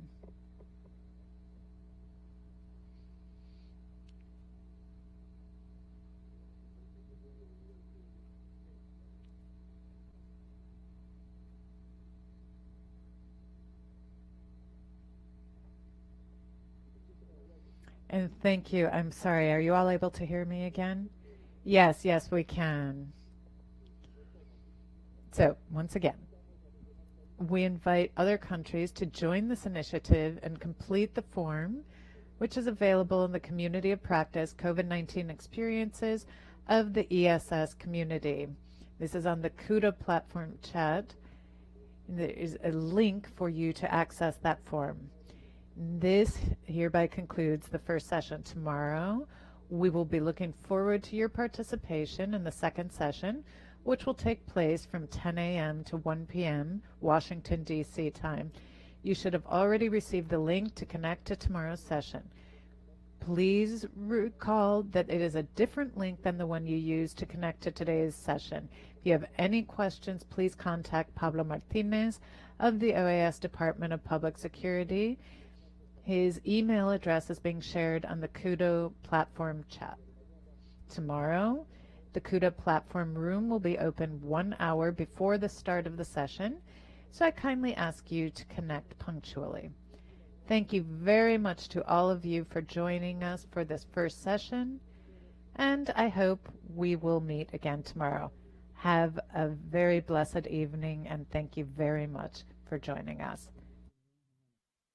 Thank you, Chair, and we will see you tomorrow. Thank you very much.